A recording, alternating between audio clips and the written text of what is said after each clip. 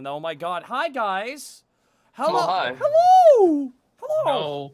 Hello there, everybody. Run. In the DND. Run. Get out of here. Well, hello everyone. I come to you now with just a source of joy. I have in my hands Tubbs. Here he is. That was the Tubbs scream. If you squeeze him hard. I was about to say, does he have any action poses? Oh wait, no. Here's the tub scream. Hold on, let me get the low function on this thing going. That's the sound that plays when I get up in the morning and roll out of bed. But Trash Gun, thank you for the sub. All right, guys, I got some good news. I won my game today for the goddamn Lucky Idiots Blood Bowl League, and next weekend I have a bye. That's right, I am in the top 16. And all it took was betraying one of my closest friends. Congratulations. So how do you feel? How does it make you feel? My whole family bought it. Random Man, thank you for the 4-month resub, and Draconis88, thank you for the 1-year sub. You know, it's cool because I lost my first round. I was like, uh-oh, that's not good. And then it was all an upswing from there. It was all an upswing from there, and all it did was destroying my friendships with my friends. And Varnixus, thank you so much. Hey, you Dragon Tail.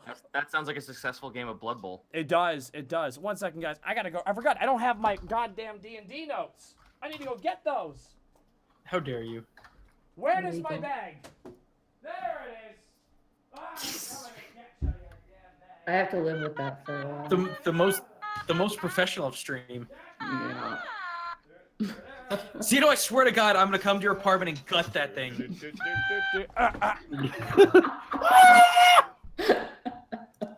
Hi guys, I'm back. Wait, we gotta do a duet, Zito.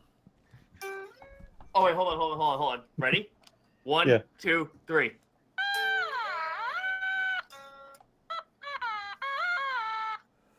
I don't know what you're trying to attract, but when it shows up, you're not ready for it. I don't think I will either. I still miss your Tubular Bells solo. Did you see that clip? Oh yeah, no, I put that clip up on the Discord. Oh, that was beautiful. Tubular bells. Yeah, it's some tubular bells on the harmonica. So yeah, hi chat, hello everybody. I'm coming off the heels of being at Anime Expo, so if I seem a little low energy tonight, it's because physically 3 years of my life have been exited from my body by being in LA heat for 3 days. This is why you need to drop huge bits to give him a heart attack to give him his energy back. Don't. Oh, for the love of God. All right, I want to thank the following subs. Flame Master 9, Calendius, Calenadus. Oh, this is off to a bad start here. Mark Wolf, thank you so much, guys, for the subs. Met a lot of amazing fans of the Unexpectables. I saw our shirt worn several times, guys. Woo! Sweet. Yeah, I saw that too. It was really cool to see that. I tweeted it out. Sir Lollington 33, thank you for the bit. Filthy Casual, thank you for the 4-month. And Hero of the Isles, thank you for the 3-month. Porky's never low in energy.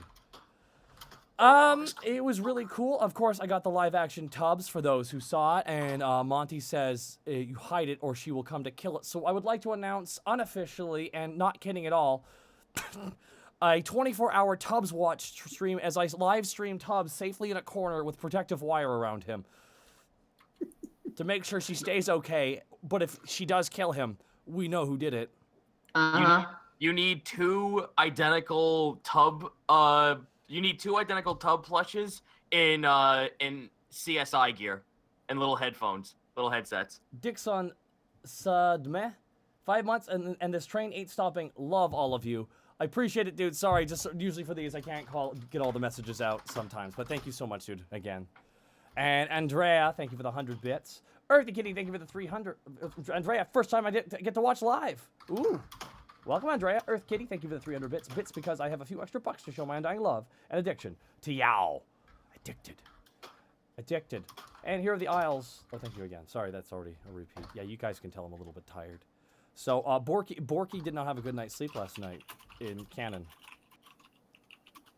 I mean, technically all of you didn't. No, we slept well. Doro had slept the best, though, because he wasn't doing anything. What? Who was it? Oh. I'm just gonna. Oh, is that bitterness? I'm sorry. I didn't No, realize I'm it worked just. for If you you. can detect evil, why couldn't he like blink? Oh man, we'll find out, won't we? PM Ghost, thank you for the 13-month resub. Long live Tubbs. I agree. E Dragondale, 1,000 bits. Good luck, guys. Behave yourselves. Well, actually, don't. It's more fun that way. No. Absolutely not. No. I must edge. You do I promise absolutely nothing. Oh, Tubular Bells, play it again, please. Oh, yeah. Give me that good shit. Yeah. That's the shit right here. Yeah. Brah. Oh, we're showing up. Weirdly appropriate. Spit on fire. Borden, 2017, 1,500 bits. You guys rule. Take care of Mel, please. We will. No. Oh, yeah. We're Neo good. Monkey Man, thank you for the 8-month resub. One more month till my sub, baby. I hope it has your eyes, Neo Monkey Man. And Soulflame, thank you for 100 bits. Fun little story from my last D&D session. The gang all tried escape the guard in what could only describe as an Aladdin-esque chase sequence. Ooh, that sounds like fun, dude. Thank you so much, Soulflame. And Vengeful Quiche, what has the quiche done? What? Vengeful Quiche. The quiche is delicious, is what You know, it's I've done. seen It's these good bits Quiche, from revengeance. I rules of pastry. Thank you, Vengeful Quiche, for the 7,000 bits. Just got back from the Basque Coast up in Merritt. Glad that I'm able to sit in, down away from the sun, and enjoy a live stream again. Vengeful Quiche, thank you so much for the 7,000 bits. That is incredibly kind of you. Avenge your quiche, brothers. And LeJake, what? 10,000 bits! All hail the new bitbots. I'ma just slip onto the throne here. You slid right up onto that throne. LeJake, Man. all hail the new bit boss. LeJake, newts out for him. That was a hell of a sound. I think you need to oil that throne. He did. He actually oiled himself before he got to the throne. Connor. Through osmosis. Ah. Picture you just posted in the Discord. Suffer. I'm just gonna post this real fast here so we can see it, everybody, before we get really Yeah, into this it. is just cursed images Oh the my. stream now. All right, good. Yeah, There we go, like guys. Can I get a From quarter pounder, no onions, and 4 rolls of sushi on top of that? Blitz King 01. Thank you for the 5,000 bits. Take my energy talk and let these bits propel you into untold suplex-based heights. Thank you so much, Blitz King 01, for the 5,000 bits. Enjoy your quarter pounder and sushi, Nagiri. Get it off the screen. We want I people will. to stay. I will when they give me the money. No. No, Curtis. Is it really upsetting you that much? It's really gross. Full Meter 14, thank you so much for the 500 bits, dude. I'm don't like sorry. it, just I pick 'em asked- off. Hey guys, real fast. I do need to get through these bit drops. Sorry. Full Meter 14, 500 bits. Just finished painting a gnome mage miniature, smothered in a corner. I'm ready to heal my strained neck with some Unexpectables. Well, we'll hopefully do that by lowering it like your expectations for us. Zai Simone, thank you so much for the 500 bits. On vacation, so finally get to listen live. Finally for a long while. Can't wait to see what Muddy has cooked up. And me too. All of us. Rookalek, 1,000 bits. Best way to end a long, hot day. The Unexpectables. That or an ice bath. And Warnari, thank you for the 13 months of support. And again, I do want to give a big shout out to Fulnir, Blitz King 01 with the 5,000 bits, LeJake with the 10,000 bits, and Vengeful Quiche, Rules of Pastry for the 7,000 bits. Alrighty, what kind? Okay, if you're gonna put sushi on a burger, what kind of sushi would you put, guys? None. Eel. I would. Actually, you know what? I will give. Yeah, that actually would be the only thing. Boom! I saved the cursed image. I blessed it. No, okay, so now there is a food truck at AX called the fucking Sushi Burrito Stop. Okay. That Oh, sounds I've been there. awful. I've been there. It's good. It's good. It's really good. It's like The only- there's basically like thicker sushi rolls. Is You heard basically me. Yeah, they're- Thick They sushi. say that they had a store in New York because I remember that for one time. And Vengeful Quiche with an additional 3,000 bits, making a combined 10,000 bits. Slaps head of Taurus. This best boy can fit so many fucking bits in him. This best boy can fit so many fucking bits in him. Vengeful Quiche, thank you so much for the additional 3,000 bits. And the laugh, that's really good. And Sage, the Omni Geek, thank you for the 500 bits. Do you guys If wait, you guys? smell what the GM's cooking, we are. Vardic6, thank you for the 1,300 bits. Oh my god, it's raining. Hey, I'm working on a one-off and some friends, and I was wondering if I could use y'all's characters as NPCs as well as Solly. Zen Hawk, thank you for the 13-month resubs. Here's to another 13 months. Here's hoping I keep up the momentum along with all my amazing friends. Earthgeek Kid, thank you for the 890. 890, thank you for the sub. Blah, blah. And Don Stick, thank you for the 200 bits. Had sushi recently for the first time, and I love it. Gaijin, have you ever had is sushi cones? Are those a thing in the U.S. too? Oh, now we're talking to the Japan man about sushi. I what? see I'm what it just is. what? No. Here's the thing. I am not a super big fan of rolls, and yeah, the giant conal rolls are just basically rolls. They're, Yeah, they're kind of just. I kind of hate them because I hate wakame when it's like crisp and dry because it just sticks into your mouth like 16 Yeah. times worse than peanut butter, and it tastes not that great. Also, isn't it kind of weird that you're getting like a fucking like Thanksgiving cornucopia side of a fucking barrel of food going into your mouth, the wide end, so you have to fucking just like hoist your entire jawline up like a snake and unhinge it to eat it. How Yeah, pretty big are much. the ones down there? The ones here are like a nice sort of petite, like enjoyable snack. Remember size. this is America. That's I right. have a question. I have a question for you, Nadine. I saw a Twitter tweet picture of it. Oh, Would great. snakes in our universe hold weapon by the teeth or by the back of the tail? They would absolutely 100% use it with the It'd tail. be a gun. Cito, gun. Cito, that's your universe, okay? It's true. But it can't Also- ground itself properly, so it like fires the gun and then it goes flying. Monty, And it becomes the snake's main method of transportation. Evolution prevails. Monty, just to kind of wrap up the previous thought, if you want to go look for the real thing, it's called temaki. So go for Temaki, it. okay. Tamaki. Absolutely. And we got some last bits here. Thank you so much, Don. Yeah. 200 bits. Last bit, because we're starting Pander now. to pander. Thank you for the 11-month resub hype.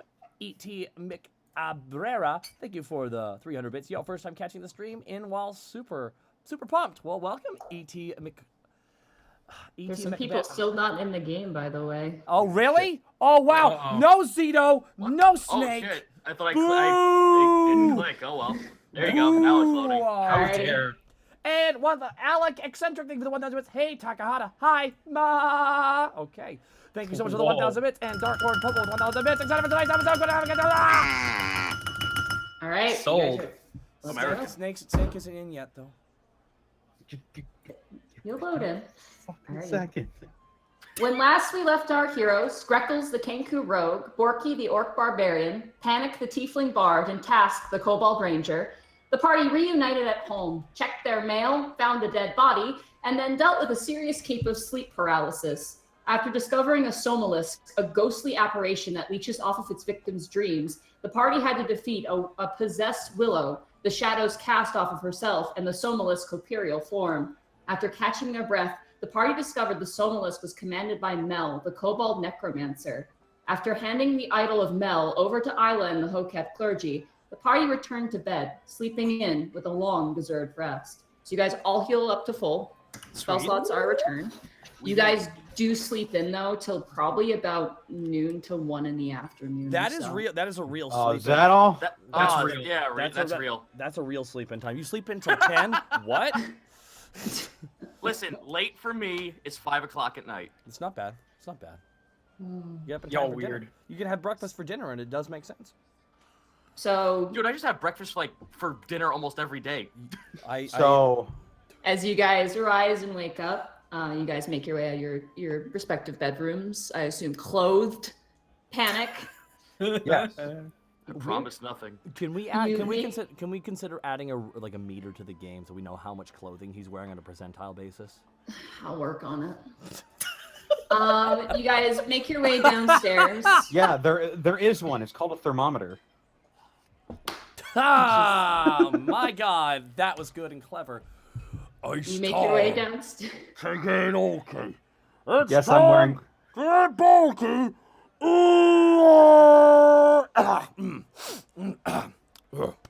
Porky opens up and walks out wearing his regular outfit. Okay. You make your way out and downstairs. You actually see Helga kind of just cleaning up. There is some people in the tavern. It's not crazy populated at the moment. It looks like a lot of people are there for lunch. So Ty Borpington is currently working quite hard.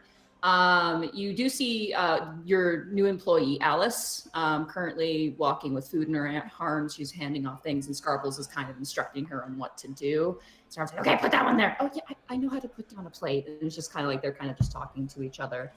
You also see Skinny, your new maid, currently sweeping up. She's also got like a bucket next to her, and she's just like kind of cleaning up. She doesn't seem to have noticed as you guys make your way downstairs. Make my way downstairs. Oh, I'm sorry. No, it's okay. There's also, there's also a few dwarves kind of sitting down and eating their lunch. You see Ben and Big Guy currently having a lunch, and you see currently kind of farthest away from you guys at the moment, kind of engaged in conversation, Doros, Welch, and Helena currently sitting down. Looks like they're just kind of grabbing a bite to eat. So, what would you like to do? Borky's gonna walk over to Doros and sit down. Is there a spare chair? Yeah, there's 4 spots, so you take the last spot. Borky turns the chair around. All right, Doros, let's rap for a second. And Borky sits Doros down. just like, brings a napkin slowly to his face and like wipes his lips and then slowly brings it down. There's like an awkward silence. Borky just stretches his arms. Ugh. You're welcome. And Borky stands up, turns the chair, and pushes it back in and walks away. Okay, I need to grab dice because he needs to insight that. Did I pack my dice? Where are my dice? Uh-oh. Uh-oh. Oh, there they are. Oh, you were worried about me being in the roll 20. That scared me almost. Sorry. I am not prepared. Jeez, I was just busy doing notes. All right, Here, he's gonna I got it. insight. Thank you, Zio. There you go. Oh, that's a natural 20. Yeah. Oh. My purple die. That's really nice. He immediately you take 2 steps, and immediately he just shoots up from the table, and he speed walks towards you, like kind of like overturning chairs and tables. Can I match the speed and keep walking away? Is it? I think he's gonna catch you. No, I want to run fat, Borky. Is there a window I can jump out of? Because I immediately regret this. Oh Okay. God! Please stop breaking the glass. Let's do a counter athletics check then. Ooh. I'll grab his athletics Ooh. super fast. Ooh, I really am regretting just playing. I didn't expect him to roll a 20, so. I was really hoping. No one expects that. No. How All right. unexpected. Roll an athletics check Roll an athletics as this check. man power walks towards you. Okay. That's a 25. That is plus his strength. Where are you? Hold on. That is also a 25. Oh no! You guys are currently like matching speed at the moment. As he power walks. There's no running right now. There's just power walking right now. Literally, as you guys stop to consider to run, you guys both turn and look at Helga, who's just like staring that stare where if like you go any faster, she's gonna stop the both of you, and it's not gonna be fun for anyone. He eventually does catch you because you guys do match, and he kind of like flips you around and just stares at you. Like he looks down to you and just stares at you like as if to say, explain. You what, mate? For this wonderful establishment you get to enjoy. Roll a deception check. Can I be with advantage because I'm scared? No. That would be disadvantage. That would be disadvantage. Is this a performance or deception, you said? Deception, you're lying. It's deception. Charisma, luck. Charisma was my dump stat. Okay. That is a natural 1. All right, Doros is going to attempt to intimidate you. Can you make a wisdom saving throw for me? No! I don't know! What have I done? Ooh, he is rolling really high, too. No! What is Roll a wisdom save. Oh, my other... Just, Monty, just so you're aware, Greckles is actually going to be seeing all this is going to duck into 11. The kitchen real quick. He beats you with a 17. You are scared. This man, his face is now shrouded in half darkness at the moment from the the dim light behind him. You see every groove. You right now so hard. You can see every crack and crevice, and you feel his grip on your shoulders begin to into your bones. How small is Borky getting, and how chibi is his art slowly descending into? Smaller and smaller. Borky's slowly turning into a pop cap, isn't he, in this shot? No. And just deep down in his voice, you hear. Borky then says, "It's just, we wish you had noticed what was going on with the necrotic damage here. We had to hire a priest. We got it solved, and I was making a joke. You're really tall." The scary grimace kind of fades, and there's like this sort of monotone like nod, like, well, yes. And then he goes back to his scary grimace. Whew. It's just, we took care of it, I was just fooling, honest. I was just having me a jape, you know how I am. Oh, look, it's the orc, he's gonna He lets go of your shoulders. He gives you your head a pat. He lets out a sigh. And then he kind of clutches the Avon symbol at his chest and kind of begins to kind of scour around as if he's kind of checking for that sort of stuff, essentially. Leaving you to your breakfast. Greckles, what are you doing? I was actually going to duck into the kitchen to see... Good morning, Mr. Greckles. Hello.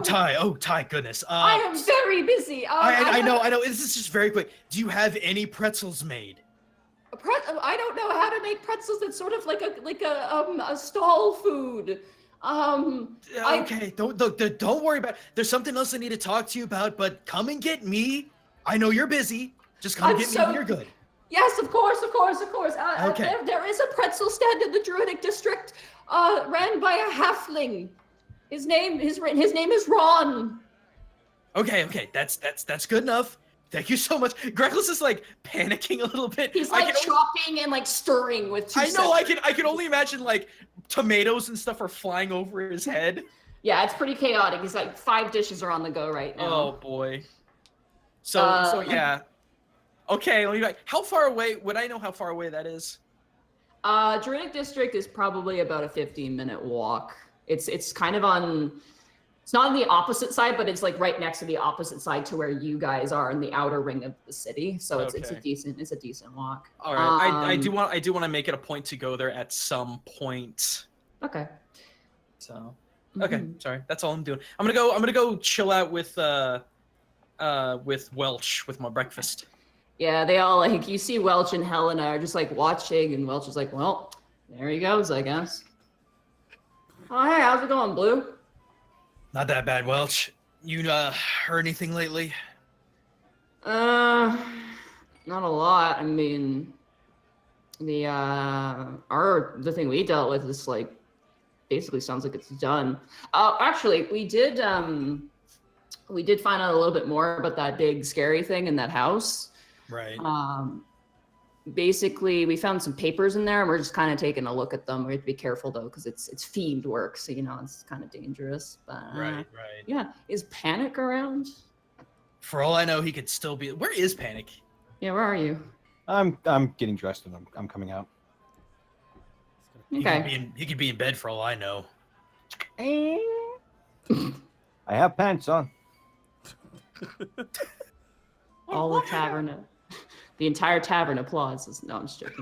I'm sorry. It's like the end of Evangelion. Just they're all. Congratulations, Panic. Congratulations, Panic. Helena kind of sets down her drink and goes, I actually would like to talk to him, if that's possible. But it's no rush, of course. Yeah, we're off our shift right now. I'm going to head home after this. But Helena wanted to see Panic, and of course the boss wanted to see the girlfriend, but apparently she's sleeping, so. I don't see a problem here. Panic, do you make your way downstairs? Yeah. Okay. Just so you know, Borky's still currently in a completely shock white, still staring forward with his arms slightly outclasped. He's terrified because he thought Doris was going to smite him. He's so scared he changed tribes. It's true. Skinny walks over and gives your butt a little smack with the broom and goes, "Come on, now you get out of here." To me? Or to, Yeah, to you. to me? Smacks you in the butt. Ah, with the oh, broom. how's it going, Skinny? Oh, it's going good. I'm here. You're welcome. Yeah, I do feel richer. I mean, I'd say thank you, but I mean, we're paying you, right? I sure hope so. Did we This clear- place is a real rundown mess, and I mean no offense by that, but my goodness, when is the But- last time you have mopped the floors? Well, we haven't fought anyone here yet, so I haven't mopped the floor with anyone in a while. You're an absolute doll. And she pinches your cheek, and it's very it's Ah! kind of hard. Anywho, I'm gonna get some chores done before mail comes in because I don't want that little girl doing too much. She's a little bit overworked. Yeah. My arrival here is very much overdue. Actually, real fast. What are your duties here, by the way? Oh, I'm gonna sweep up, mop, clean the windows, water the plants, feed the pseudo dragons, make sure no one Actually, trips and falls on could- anything could laying you- around, set up the chairs, clean the chairs, could clean you- the could- tables, I- bring out oh, food occasionally, excuse sometimes me, clean the dishes. excuse me, Occasionally, on excuse chance, me, I go up and I have a clear out the question. gutters. I would like to just. Oh, could you add one more thing to that very short list? Well, sure. When you go upstairs to the pseudo dragons, if there's like a corpse, can you just like notify us? I mean, sure, yeah. Cool, I mean, cool. Thank you. It's happened once, and fool me once, shame on you. Fool me twice, shame on me. That's very philosophical there. It is. I'll I like take a peeky poo whenever I get a chance. Also, Task is the only one not allowed to wear pants around here. Oh, well, good for him. I'm gonna keep wearing pants. You don't have to be worried about that. Oh no, just throwing it out there. It's just like because I don't know. Just people tend to not wear pants around here. First it I was could Donald Task. Duck and get away with it. First it was Task. Then it was Panic. And I'm just assuming Greco's just nothing but feathers down there. He's not wrong. I love this place. I'm so glad I came. She just keeps walking and sweeping. Can we roll an insight check to see how much of that was a lie? Sure, go ahead. I'm kidding. I'm No, not go actually for there. it. Oh, Go for it. that's a double 16 for me. Okay. She's not lying. She's being pretty genuine, how you see it. Task, you don't really know God bless how this to read woman. her. But Greckles, you get the sense that she kind of revels a little bit in the chaos, that she likes it a bit. Well, I guess you found a good home then. Panic, you make your way down. Pants on. Yes. Okay. Helena immediately sees you and she just kind of waves waves her hand. It's very awkward and kind of embarrassing. It's just like a parent when you're performing at a school pageant. They're like, "Look, it's me." Just kind of waving for you. Okay. Well, I'm gonna take a seat down next to her. As you approach, Welch is kind of drinking with a tankard in his hand. He kind of leans, kind of tries to cover his mouth with his wrist. Roll an insight check on him. Can I incite him as well? Oh yeah, absolutely, you can. That's 22. That's an 11. 11. You don't know. You think he's sneezing, Yeah, Freckles?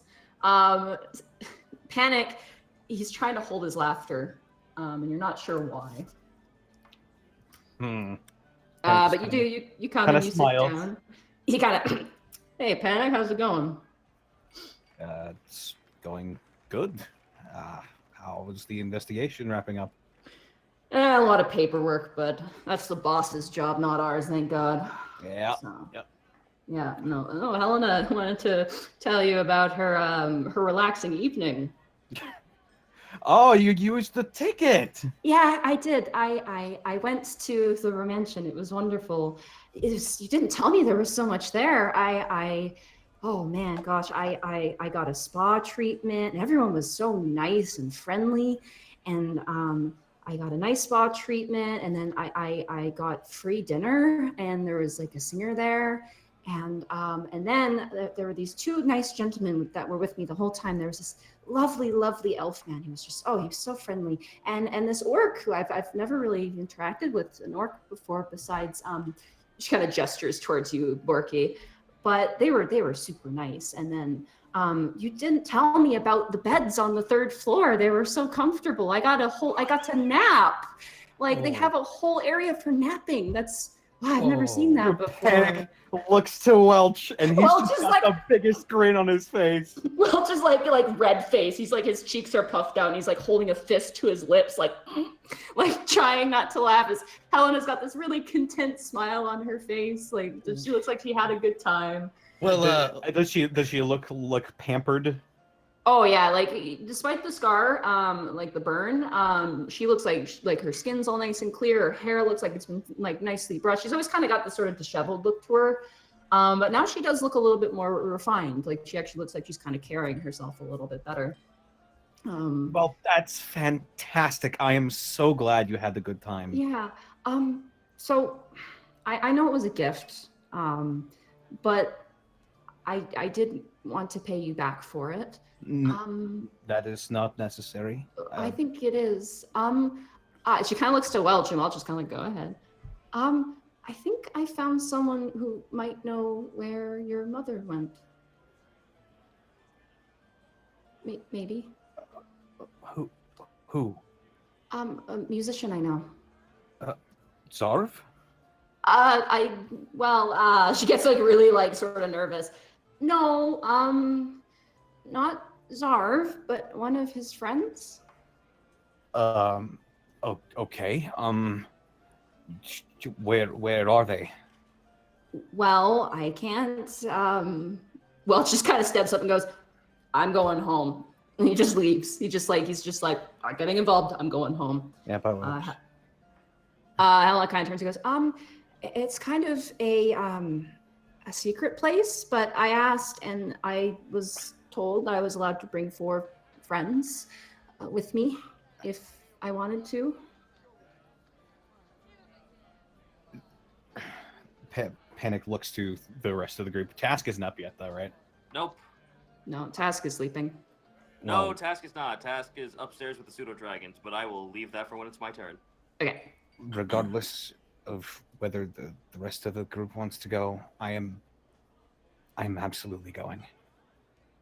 Well, then I'm going too. You can't do everything alone, after all. Yeah. It might be fun to check out. Yeah. I mean, for you it's important, but yeah. I'll let you get ready. I'll meet you outside on the street. Okay. All right. In like an hour or something? Or half Maybe an hour? maybe 15 sooner minutes? than that. Let's say Yeah, 15 15 minutes. minutes. All right. Yeah. Porky, how about you? What? Porky Yeah, was- Porky's good. What? Yeah, sure. What we doing? Yeah. Porky's good. You got us. Oh yeah. Okay. Do I? Yeah. I'll be just outside. I'll be there. She kind of got sort of like a weird awkward bow, like she's like, I don't know what to do with this, and just kind of leaves. Task, what are you up to in the pseudo dragon roost? I spent whatever time I wasn't tired eating, writing letters, and then giving them to eat, sending them out to each of the people who I disclosed to you. Okay. I'm just gonna double check that list super fast. Okay. Abacus. Okay. So yeah. I mean, one of those people are right there. You do get a response from Brooke. That is the only one you get an immediate response from. The rest of the people you have sent that information to, you get no response from. I guess I could just hand mine to Doros then at one point, yeah. But at the same point, sending a letter off to Brooke is probably the most effective thing. Yeah. And he does send a letter back. It's kind of a telegram style letter. He says, "Thank you for this information. This is very important. We will keep you updated about this. And we Okay. will look into this." And the last one is a more like not the same kind of letter. It's more of a private like, okay, I need to seek an audience with this person ASAP. With who? That very last one underneath it. The hold on. Oh, yeah, that one. You get no response in regard to that. You have I no didn't idea. expect to. I was just like, I need to send that out anyway. So No. Task is pretty much just walking out of the pseudo dragon den, coming downstairs, and finally noticing everything's here. The first thing Task would do is actually look at all the employees who were infected by the necromancy and the dark nonsense that was happening here. How are they Okay. faring?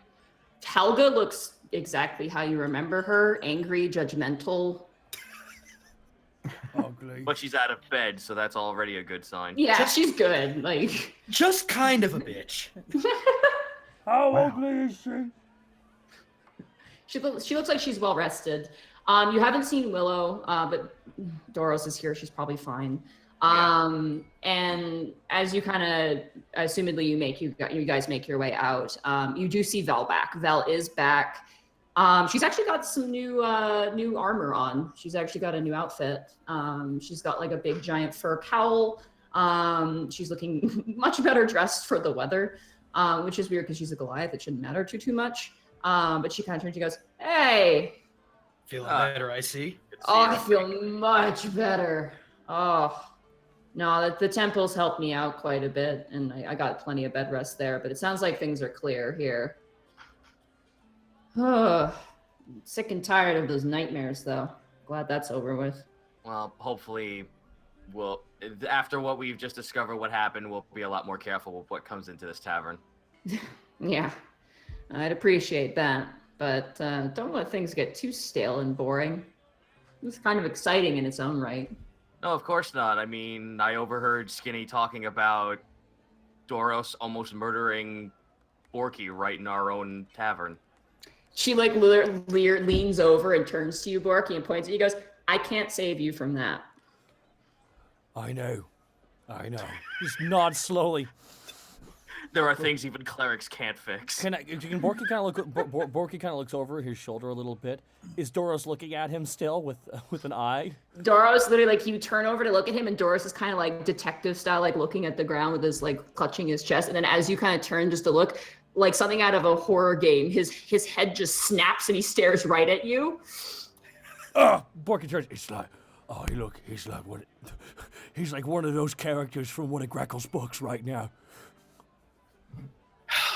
Moving right along. Vel, if it's all right if I can ask, what kind of nightmares were you having? Were they reoccurring? She kind of gets like a little bit like slumped shoulders, kind of looks to the floor, bites her lip. You know, for Goliath, I'm pretty short. And she says that as she stands a good inch above Borky. Like, I'm Really, I have no idea what that feels like. I mean, if you say so, but go She on. looks down to you, Tass, and goes, "Fair enough." But I mean, for me, it really bothered me a lot as a kid and growing up, and I don't know. I just eventually left my tribe, and so sometimes I have nightmares about it. But Was it a reoccurring issue? yeah, it was the same nightmare every night. It almost felt unfair. Interesting. Borky kind of looks a little bit sullen as you say that and goes, well, sometimes when you have to leave your tribe, it's unfair. Yeah, I'm better for it though. I like being here. Yeah, it's not bad. We're getting that a lot from people working around here. Well, once you guys install the bath, like she just grabbed, like she just clenches her fist and shakes, like, yes. And she's like, now we're pretty good. It's nice and We're working warm on now. We're working on some new things. That's good. Nice to see the That- place getting bigger and better. I like the new staff too. Nice to see Euromagister. I actually talked to him a couple times back when I used to fight in the underbelly, but Now, he's got wild magic. Like, how crazy does it get? it can get pretty crazy. But I mean, it sounds like he's not going to be here for too long, so I doubt we'll see anything, too nuts. He's hoping. Worst case scenario, we get teleported to another dimension. I don't think it does that though. I mean, I don't know magic, but I'm Task holds his like claw up with a finger up and just goes, "Wait, no, can't say it. Cannot say it." anyway. Best of luck with your evening, and if I'm not feeling well, I'll let you know again. Yes, please let us know if there's any change in your health.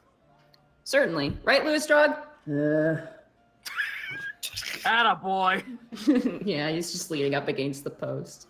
All right, Looks well, really I tired. tap on Tark's little doghouse to see what he's doing. He just sticks his head out.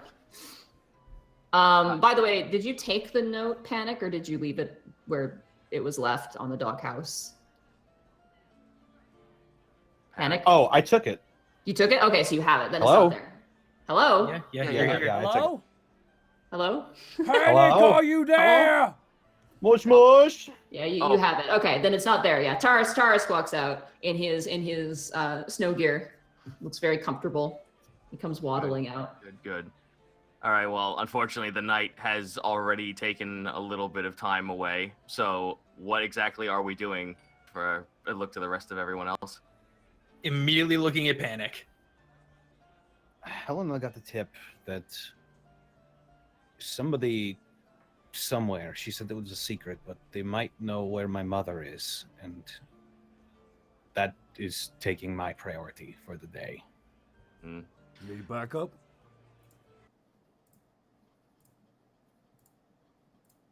Hello? I mean, If you want to go, that's fine. If you Uh, don't want to, that's also fine. That's Well- fair with me. No, that's fair. I have no issues with going. The only plans I had was looking at the clergy, like Isla said so. But I could do that another time. honestly, I was gonna go look at the quest board to see if there was any good jobs worth taking, but this is a pretty big job. Yep. Okay. You okay, Panic? Just this is the first bit of good news I've had regarding this I've had in a long time. I've been chasing her down for something like 12 years, I think. We've all got something we've been chasing down, and the sooner we can get it all taken care of, the better off we're gonna be. So you gotta set your back. But Crackles, Welcher's in there. Ha ha ha, Porky. What? Task gives off a 1,000-yard stare when Greckle says that. We just look like the four guys out back in the alley in King of the Hill. But Except it's in front of your tavern. Oh, man. Catastrophic dissociation. Well, on two levels, that gag and also what he just said in regards to what Task got the last session. well, when do you want to head out there, Panic? We're leaving in about how long has it been? Probably like 10 minutes. Yeah. Helena is kind of just perusing a shop across from your guys' tavern at the moment. Just kind of like looking through some stuff. Just kind of talking to a shopkeeper. Maybe it would be good if we talked to Helen about where exactly we're going and how to prepare. She said it was a secret. Ah, so with our weapons then. Yeah. I'd imagine. So just if it turns out that they want us to, I don't know, disarm, I suppose, then, well, don't worry. I've been playing with my magic, and I think I can handle it until you can get your weapons back if anything does go wrong. But hopefully this will just be a mundane occurrence, aside from information about my long lost mother. Hey, one quick thing before we actually do leave, Monty. I did want to roll a handle animal check on the falcon to see if I could slowly turn it for me to be its master. I would say roll handle animal with disadvantage because it already had a master. Of course, Yeah, so I don't- it's trained to someone else, but you can attempt to with I disadvantage. mean, they're dead though. Hey, they might not be dead. Wow. Doesn't know that. They might not be dead. They're just eyeless. Just blind, naked, and afraid in a cave somewhere. We don't know. We don't. Well, A 15. 15, not bad. It doesn't seem aggressive towards you, but it doesn't want to like be on your hand. It doesn't really want to like interact with you a whole lot, but it doesn't hate you, which is for a bird pretty great. No, that's good, and also, I'm going to feed it. So Yeah, no, it doesn't seem You're- particularly picky either about what it eats. Any meat seems to satisfy it to a certain degree. All right, cool. Whoa, so Task! Whoa, Task! When'd you get that falcon? Oh, it's in his room. It won't leave the room. Okay. It wants to stay in the room. It's also kind of injured. The wing is definitely damaged in some way. Oh, well then let's go ahead and just give a little bit of a touch up with a healing. You know that the healing won't fix that problem. That's just something that's going to have to be over time. It's less of a wound and more of a substantial injury, which your cure wound spell for the most part I don't think will help that much. It's just a matter of time. So like a broken bone, something. Yeah, something along those lines. Just wanted to I just wanted to ease up the bird, and also Task is now, remember, Task is gut-wrenchingly afraid of birds. This is a way to ease the fuck up a little bit. Mm-hmm. Yeah, like I said, it doesn't seem to want to bite you, but it doesn't. Looks at Greckles. What? Okay, I'm ready. All right. You guys have your weapons with you, just to confirm? Yes. Okay. Yeah, You guys all have your gear. weapons with you? Okay. Yeah. As you guys make your way over to meet with Helena, she kind of steps in. She goes, "Okay, we need to go to the entertainment district, actually. Well, near it. But we don't have to pay. Don't worry about that. I got it covered." She looks really kind of confident. Well, lead the way then. Okay. All right. And she sets out. You guys make your way through the town. The sky is fairly overcast. There's it's not very cold. It's not icy cold. It's kind of a milder day, but there's this permanent gray kind of slowly coasting over from the north. Monty, you're describing Vancouver. Yeah. Let's be real here. People on the streets, there's a lot less. There's a lot more snow though. Quite a few more beasts of burden. You also notice a few members of the guard are more on horseback now. There's a few station guards that aren't, but you find that most of them are kind of ranged guards at the moment. You also find that there are a lot of kids outside. It appears that school is probably done for the year at the moment.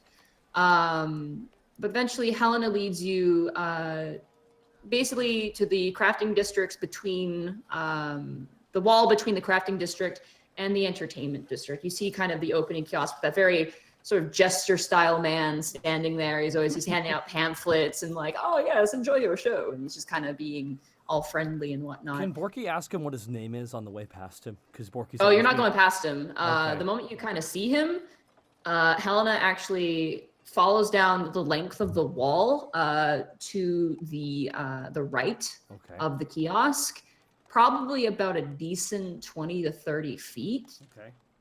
And she walks up, kind of looks side to side, kind of suspiciously. She goes, "Okay, this is a secret, okay? Okay. Okay. All right. Just try to stay close to me, and be friendly. Smiling and stuff."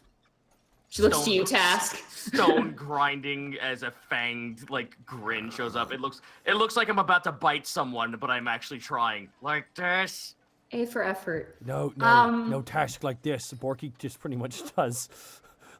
Just goes, ching, full maximum smile, open teeth. Greckles, you try. Greckles, you do it. Does he have goose teeth? Answer Yes. the question, Gaijin! Yes, he has goose teeth. Yes! What exactly are we getting into? Nothing dangerous. Insight. Yeah, absolutely. Go ahead. Shit, that's an 8. You have no idea. God damn it. You don't know Helena that well. She seems nice enough, but 8. It's also an 8. Inside. Borky's going to insight because fuck it. Please be another 8. That's a 9. That's a 9. Yeah, Hey. you all know. All right, hold on. Yeah, buddy.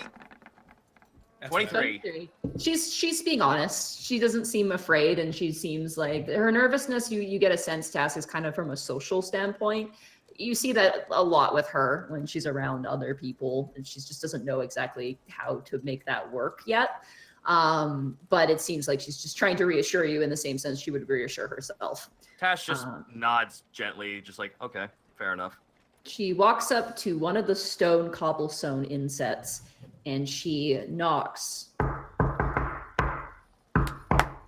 And then with two of her fists, Okay. and then you hear a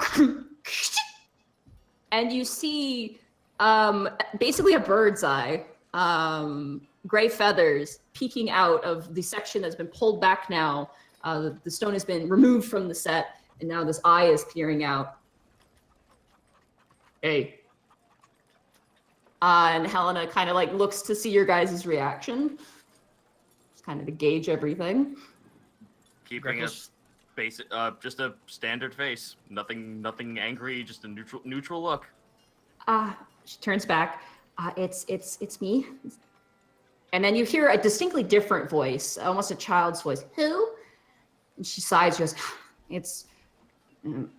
She whispers something. For those of you guys who want to. Oh yeah. Oh yeah. Check. Go right ahead. What check is that? Perception. Perception to hear what she's whispering. Plus that's 7, a- 18. That's 15. a 19.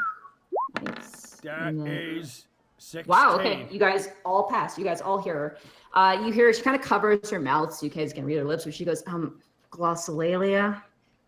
And then you hear a third distinct voice go, Oret. And then the thing slams closed, and you hear kind of the sounds of padlocks and things moving, the rustling of chains. And then the entire sort of cutout of the wall opens up. You see standing, kind of holding the door open, about a 6 foot tall African gray Kenku man wearing a set of very poofy pants. He's wearing nothing on his feet. He's just kind of wearing a shirtless vest. And he's just kind of got this posture to him where his chest is puffed out, his shoulders are back, and he's kind of like just posing almost with his arms at his waist, his talons at his waist. God, I hear the Pillar Man music as the door slowly opens. Right. Scratch. This is no real names. She kind of waters over. She goes, do you guys have stage names or anything that you can use? Oh, give me a sec. Okay. My name is a stage name. Okay, I guess that works. My name is also a stage name. Do you say that to her? I guess my name is also a stage name. For all I know, my name is a stage name. Call me Okay. Larry. Okay, Larry. Scratch. This is a Panic, and she points to you. Task. Greckles and Larence. Larry, sorry. Yeah, I know. Larry. My friends call me Lairs. Then you hear the African gray Kenku. He kind of turns and he goes in a voice which you guys recognize, which is Einford. Do you have a warrant? Kate, I'm sorry, I'm forgetting who Einford is. Einford is one of the guards who works for Doros. He's the elf guy who you always forget exists. Right. You literally hear this parrot Kenku say in Einford's voice, "You got a warrant?" And then Helena's just like, "Well, yeah, Zarv said I could invite some friends. I asked him." And Scratch, who is this parrot, kind of turns and goes in that same voice, "All right," and then he kind of steps back and lets you guys in. Sorry, I'm parrot. So the parrot was the one at the door? Yeah, parrot's the one at the door. He's basically like using other people's voices to talk. Mimicry. Yeah, he's using mimicry strictly. Greckles will actually give him the double fingers in Einford's voice and say, "All right." And then he, as you walk away, he kind of like juts his face, goes, "Yeah, yeah, yeah, yeah, yeah." What? Oh God. What? It's almost like a remix of the voice. Ah, that's weird. My God, he can auto-tune himself. He's unstoppable. That's weird. Oh yeah. Porky's just got that mile-long Joey Tribbiani face from Friends. Greckles looks over. Greckles looks over to Porky and in Porky's voice says, "You know we can all do this, right?" I've never said that. I've never said that. I've never said that. He starts like basically beatboxing. This parrot Kenku just starts beatboxing with the sounds of like hammers on anvils, Borky's voice, the sound of the door opening and closing. He kind of just makes this sort of remix as you guys are being led through this kind of corridor. You see posters strewn on every sort of wall surface. Some are really old, some of them are kind of new. And there's a whole bunch of them. The ones that dominate the walls, though, are Zarv. Zarv is kind of all over the place on this wall. And eventually you guys make your way forward and you begin to hear various sounds of music. You hear loud clanging booms, the sounds of screeching violins.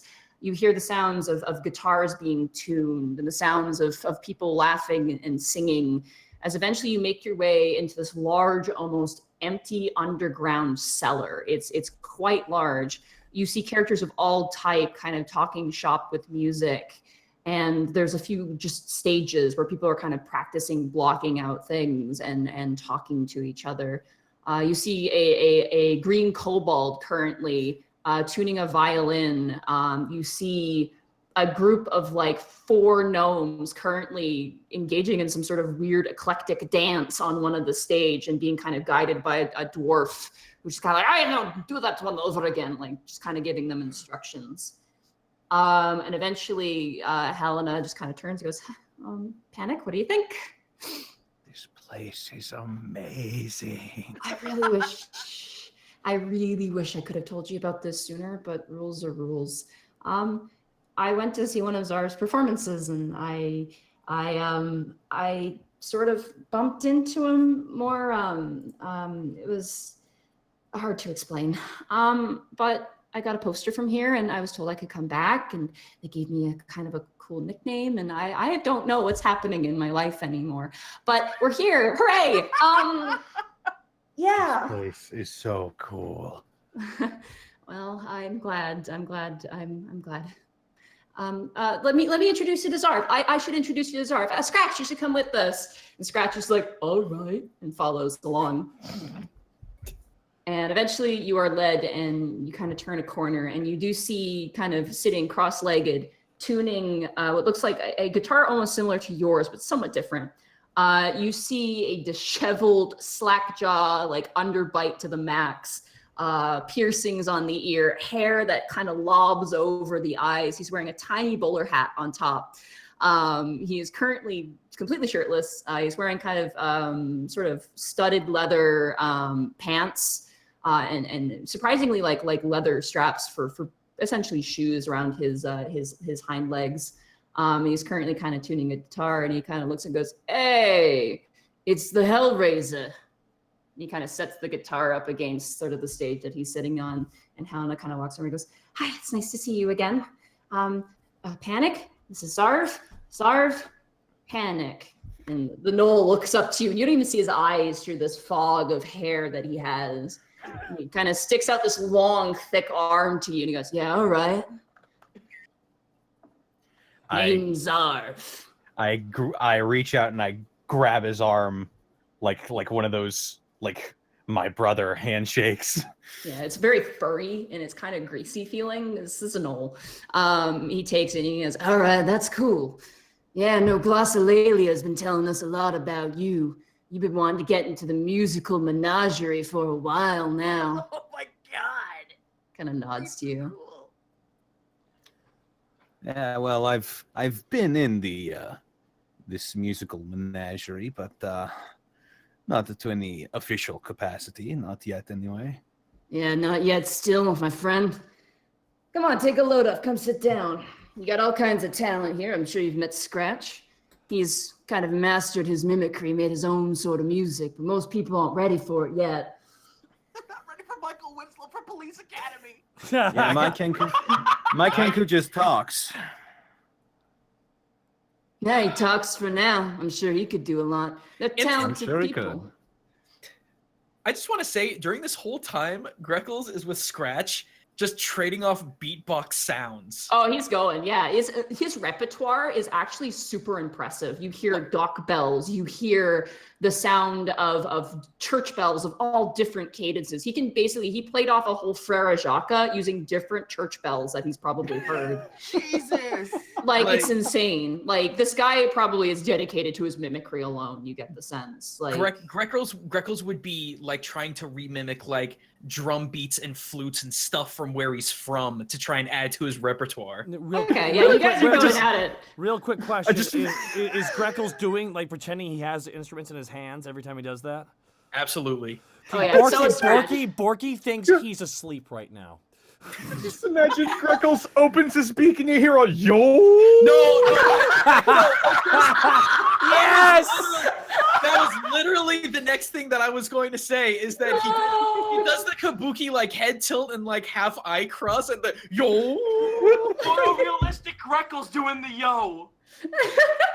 And then the dong kind of drum. Oh my god, amazing. He's learning. Porky turns to Task real fast. Task, if this is a dream, pinch me. I punch him in the shoulder. Ah, son of a... Wow, this is a really real dream. Yeah, Porky- it's a real dream, all right. Hi there, my name's Porky the Orc. You look like a person. I am well, that's more than most people would say. A lot of gnomes and halflings don't like us gnolls, but orcs kind of take a liking. Since this isn't real, I can just say, hi there, I am Panic Grimtongue's manager, Porky the Orc. It's a pleasure to meet you. You're so famous, you got yourself a manager.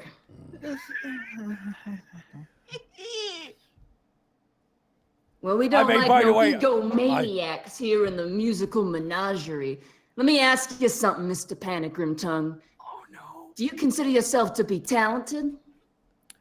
I do consider myself to be quite talented, if I say so myself. Well, I hate to break it to you, but that don't matter boo here. Oh, why is The that? musical menagerie is about passion. It's about hard work. It's about basically practicing a craft where you can't learn it. You know what I'm saying? Let me tell you something about passion. The stern face. Let's go. Oh shit. And I pull my guitar from my back. I've been playing this music since I was a little boy, living off of the streets, collecting what coin I can through my own music. I worked my way up to this point just by doing this. Well, that's I don't all think fine that's and passion. dandy, but there's more to a man than just playing music a whole lot. You look over there, and he points to the kobold. She's been playing the violin since she's been in an egg. Eggs don't even have arms, man! Task holds his hand up, just like, okay. I'm Borky- just gonna let that logic slide on over his head. Porky whispers in his ear, her father was a violin. And then you got those dances over there. The gnomes. They shouldn't be able to dance, is what everyone says. And yet they do. So let me show you something. He kind of lifts up and puts the guitar on. And you's gonna show me something. All right? I don't want to see how good you can sound, boy. I want to hear how strong you are. I need you to make a performance check. I need you to I perform. want you for to him. goofy goober. Rock. Are you Rock. are you a goofy goober? I think this is what I think my performance checks are in the single digits as far as this campaign goes. Let's see. Let me find you some rock music. Dio, if you're up there, I need you. 22. 22, not bad. Let me roll for his. Okay. He starts playing this low, sort of bassy instrument. In a way, you guys kind of complement each other, but then he kind of twists the actual rhythm a different way, and you kind of have to adjust along. He beat you out on that one with a 25. All right, roll again. That wasn't that one. 22 again. Another 22. Okay, he still beats you out for that one. He keeps going, and he's kind of like, he's playing really well. He seems old. As you're playing, you kind of get a sense of this gnoll. He's an old gnoll. He is not young. You probably would gauge he's maybe around 50 or 60 years old. Oh, fuck. I which can't is believe I came across the Lemmy Killmeister of Knoll. Yes. Yeah. I need you to make one more performance check for me. Dio, hear my cry. You can do it, Panic. Natural 20! Yeah! And he rolled a 2. 31! You keep playing, and then as you do, like, you want to beat this guy. And Helena's kind of just watching nervously from the sidelines as this is happening. And you're playing, and you're playing, and you're playing. Then suddenly, as you're playing, the musical menagerie sort of disappears. You kind of go into a trance-like state as you kind of then begin to tame the music. And as you begin to play, you begin to play something almost similar to the song in that book, as if it comes naturally to you. Oh. Nothing happens. Oh, But thank you God. begin to play it something similar, not the exact same thing, but something similar almost naturally. And then you hear a gentle melody almost break through, and then pa-ching, your strings almost stop all at once. And all you remember is standing on an obsidian floor in an entire room deft in silence. And with every strum you played, an echo almost crawled over the obsidian, almost touching. You could almost feel where the sound was going. But then in an instant, you saw something. You saw a small form playing a tiny instrument by its lonesome on an obsidian spire. And it almost looked like something you've seen before. And in the moment you saw that, just a glimpse, ping, your strings all snap. And They all break? they all break. I just got those replaced. Zarv has stopped playing. You guys watched the sequence. Zarv actually stopped playing about halfway through, and then Panic just went zenned out, and you have no idea what happened. And Helena actually looks kind of surprised. And a few of the other musicians actually have stopped. Like the dancers have all stopped. The violinist has stopped. A few others have just kind of turned. And Scratch, who was kind of goofing off with you, Greckles, is kind of like, whoa, in like a gnome's voice. It's like, whoa. Well. You okay there, boy? And the gnoll stands up. Zarv kind of comes over and kind of smacks you on the shoulders. I kind of went Steve Vai for a second there. You really got into the music there for a moment. It was almost like that was how you were breathing. Guess you could say it's in my blood. Hey, glossolalia. And Helena's just yes. She kind of looks a little blush with that. Goes, your friend here. I wasn't expecting someone like him. I thought he was another schmuck just trying to get into the musical menagerie. I mean, no offense by this, but everyone claims they're the best with their instrument, and that's all well and dandy, but there ain't no such thing. There ain't no such thing as the best. He picks up your guitar, takes it from you. Do you let him take it? I hesitate for a moment. I'm gonna give then it I back. nod. And then I nod and I hand it off to him. He hands it actually to Helena, who kind of waves her hand, and you watch just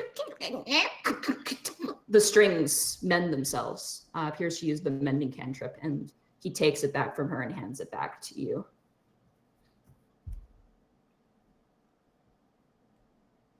That was strange. Magic stuff is just... He kind of does a head explosion sort of gesture. Yeah. Sometimes literally. Yeah, it's because those birds they just sound like things. What the Yeah.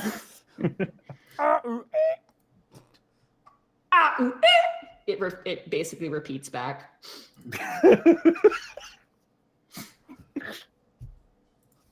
What do you do, Borky, as he does that? The Kenku? Just you know that Jackie Chan what my head is full of fuck thing?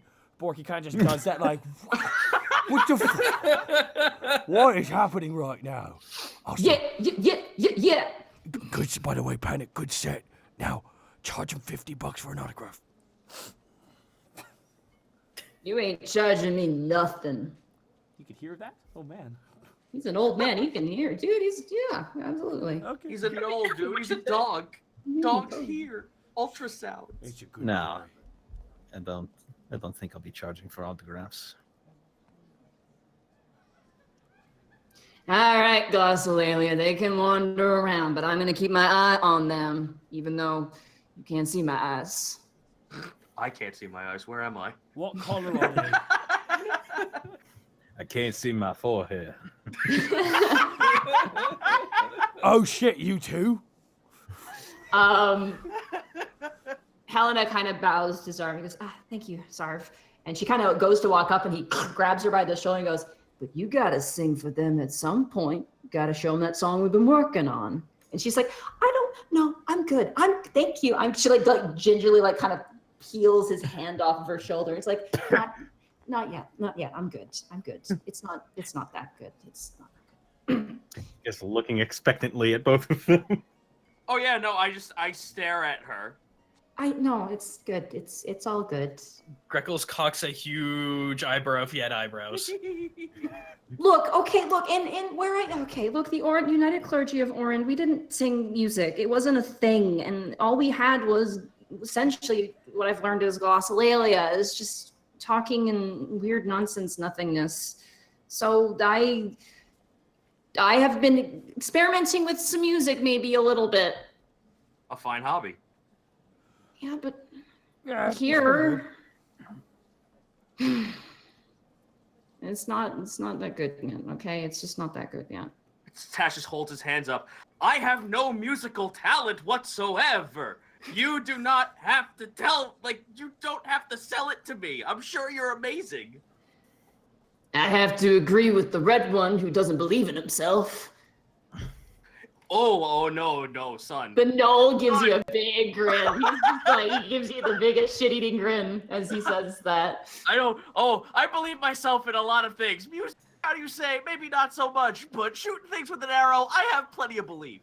Hey, an arrow's not too far from a harp if you know how to use it properly. If you're interested, just let us know. Borky imagines Task holding a harp shooting 4 arrows. Right? Like, Yes! Greckles is kind of gonna, still with the group, but kind of facing away, secretly just slowly pull out that flute that Panic gave him. And just As you pull out that flute, you hear a flute playing in the distance. The exact same type of flute. And you hear drums that remind you of your home. Ba-dum, ba-dum. Heavy drums in a rhythmic pattern. You see flashes of light to the distance. I think a few shows are about to start. Glossolalia, yes, you should probably sing before they go. I'll think about it. Thank you, Zarv. And she kind of shoves you, Panic, with your back. Wait, we are here for a reason. Yeah, well, we'll find Desiree and we'll talk to her. But we can look around a little bit first, unless you're in a hurry. Yeah, actually, I was going to ask, what does this room look like exactly? It is like a cobblestone basement. It's very large. It looks like it was used as some sort of storage cellar for maybe water or like emergency provisions. It's basically been refurbished. There's like random groups of people. It looks like just kind of like a giant studio, shared studio space. Sorry. Okay. So there's basically people are kind of like together, but they're also kind of separated. There's people who are kind of practicing more publicly. There are people who are kind of people who are practicing more privately. You'll find that most things are kind of separated by like stages. People kind of made their own little makeshift sort of stages, whether it be a nice Ruba carpet or a set of boxes. There's one tap dancing dwarf who's just on a crate, like that's all he has, and he's just on a crate. The violinist Cobalt is actually just sitting on a kind of a tall, almost bar stool, and is just kind of practicing and flipping music. And there's like a dragonborn with them, just kind of flipping the music for them when they can't do that. It's a lot of people are just grouped together. There's just some people who are just talking, and a few that are just kind of walking around and kind of taking notes of things and things like that. You assume there may be agents or something like that, or people who are managers, like actual managers. Quick question: is there a piano in the room? There is a piano in the room. It is currently unoccupied. It is a grand piano that looks like it has fallen down the stairs multiple times. But nonetheless, it sits open in the corner at the moment. Porky just kind of eyes it up a little bit, but kind of follows along with the group. I guess we're going to try and find a seat. Yeah, I have a gag question I must ask you. Absolutely. Is the dwarf ham-boning? I don't know what that means. No, is he ham-boning while he's doing his tap dance routine? This is very important. No, explain what ham boning is for the It's slapping your body to make music. Oh no, he's not. He's got I'm sorry. Here's the thing. That Sorry. gnome isn't fat enough. No, it's a dwarf. He's not a dwarf. gnome, Sorry, it's a dwarf. Yeah. Dwarf ain't chubby I enough. wanted him to be ham-boning his beard. Damn it! Okay, I'm sorry. I'm kidding. No, it's all good. As you guys kind of wander through, you see all these different talents playing. Some people are better than others, but overall, like the amount of effort in each thing is kind of the same. Greckles, you do hear off to a distance. You see now a tall female secretary bird kenku, Ooh. currently with 2 fans in her talons, currently flipping them and kind of singing. And she's like, Sakura, Sakura no yamamo setomo, like kind of like doing that. And there's currently 2 humans, human females who appear to be also from the Eastern Isles, who are also kind of watching. And like she kind of stops, and the other one goes, speaks in Oran and basically says like, try that again. You move too much on this one. Make sure you hold your fans better. Like, what are you doing? Like, knock it off. And they're just kind of squawking at each other. Like they're obviously friends. Just like hold your fans better. Oh, why you hold my fans better? Like kind of that sort of shenanigans. The kobold, who's green, she's like an emerald green, has these stunning blue eyes. She's just wearing simple clothes. She's like kind of playing. She notices you guys pass and just kind of ignores you and keeps playing. She does notice you, Task. She kind of gives you like a little bit, as much as you can on a violin, kind of gives you a little bit of acknowledgement with the chin. But I'll give her a nod back. beyond that, there's no nothing really else. I mean, there's like the gnomes are dancing. There's a few singers kind of just practicing, going through notes and just kind of giving each other feedback. There is one painter. There's a dragonborn painter. It appears that is the person who makes the posters. They're currently like there's a halfling who is holding a ridiculous looking instrument. Looks like he made it himself. It's some sort of weird like improvised instrument. And the dragonborn, who's a black dragonborn, is kind of painting him and like kind of looking side to side and designing this poster for him. Eventually, you guys find yourselves like a little kind of corner. A lot of space is occupied, but you kind of find like what looks like some sort of instrumental storage area of sorts. You guys are able to kind of sit down. Is there a spare, just solitary drum off to the side anywhere? Let me roll to see if there is. I mean, most people would probably take their instruments with them. Sorry. There is not a drum. There is a tambourine though, which is kind of the same thing. Would anyone be remiss if Tass took it? I mean, only the party sees you right now. But does it belong to somebody? Does it belong to someone? Looks like it was just sitting on top of a barrel. You don't know. Sleight of hand. Okay. Go for it. Welcome to the musical menagerie. Let's rob it. Just joking. 21! That is straight up just like shroop into the pocket. It's gone. A whole tambourine. Yep. The whole tambourine in the pocket. Oh Task! I didn't know you had a penchant for don't- music. You'd have to do a perception check to check and see if he stole something. Oh, I would love to try and perception that. me too. Ah, natural one. Borky's 17. Borky's still staring at the goddamn 15. piano. 15. Okay. None of you guys see it. I love how everyone believes that Task is going to hide this. No, when they sit down, they're going to see Task holding it in his hands, looking at it. Suddenly, Task has a tambourine. You have no idea where he got it from, but he just has it now. Panic looks down at Task expectantly. Well, you gonna play? Give it a shake. Show us your goods. This is the smallest and strangest war drum I've ever seen in my life. Shake it back and forth in your hand. Shake it like you mean it. I will shake it very slightly. Okay. Chink! It makes kind of a jingly sort of sound. So, you know that face a cat gives when it sees a cucumber? That's what Task does. Task, like, looks at the inner part of the drum and, like, just taps on it to see if it actually makes a drumming noise. Kong, it shakes too at the same time as you hit both. Task looks like he's just seeing a whole new brand, like a color he's never discovered before is before him. Oh, here. And Helena grabs two eggs. She's got 2 chicken eggs in her hand. Oh. She shakes them and they make a shaker noise. Oh. Okay. Okay. Oh, what? That was from Task's perspective. Yeah. Holy crap. They play instruments too. Just like the violin girl. Tash just like looks left and right, just like, Okay, I'm now learning that there are different types of drums in the world. I've only ever known the one my whole. It's a pretty big world. Helena kind of looks up and smiles at you, Panic. Yeah. Task will actually give the tambourine a hearty shake and not a punch, but like a a knock. It makes a really, really good thing. And she goes, do it, keep doing it. Just keep hitting it. Like just like this. She kind of shows you how to do it. Yep, Task will roll a fucking performance check. Roll a performance check. No. 7. Okay. I mean, you don't really know it that well, and it's kind of a new experience. But Scratch does come over, and as you're kind of doing this beat, he kind of comes over and mimicking what sounds like a mixture between Zarv's instrument and Panic's instrument. He's gonna roll a Oh, our boy rolled a natural 19. The African Grey Kenku begins to kind of create this sort of rhythm with yours.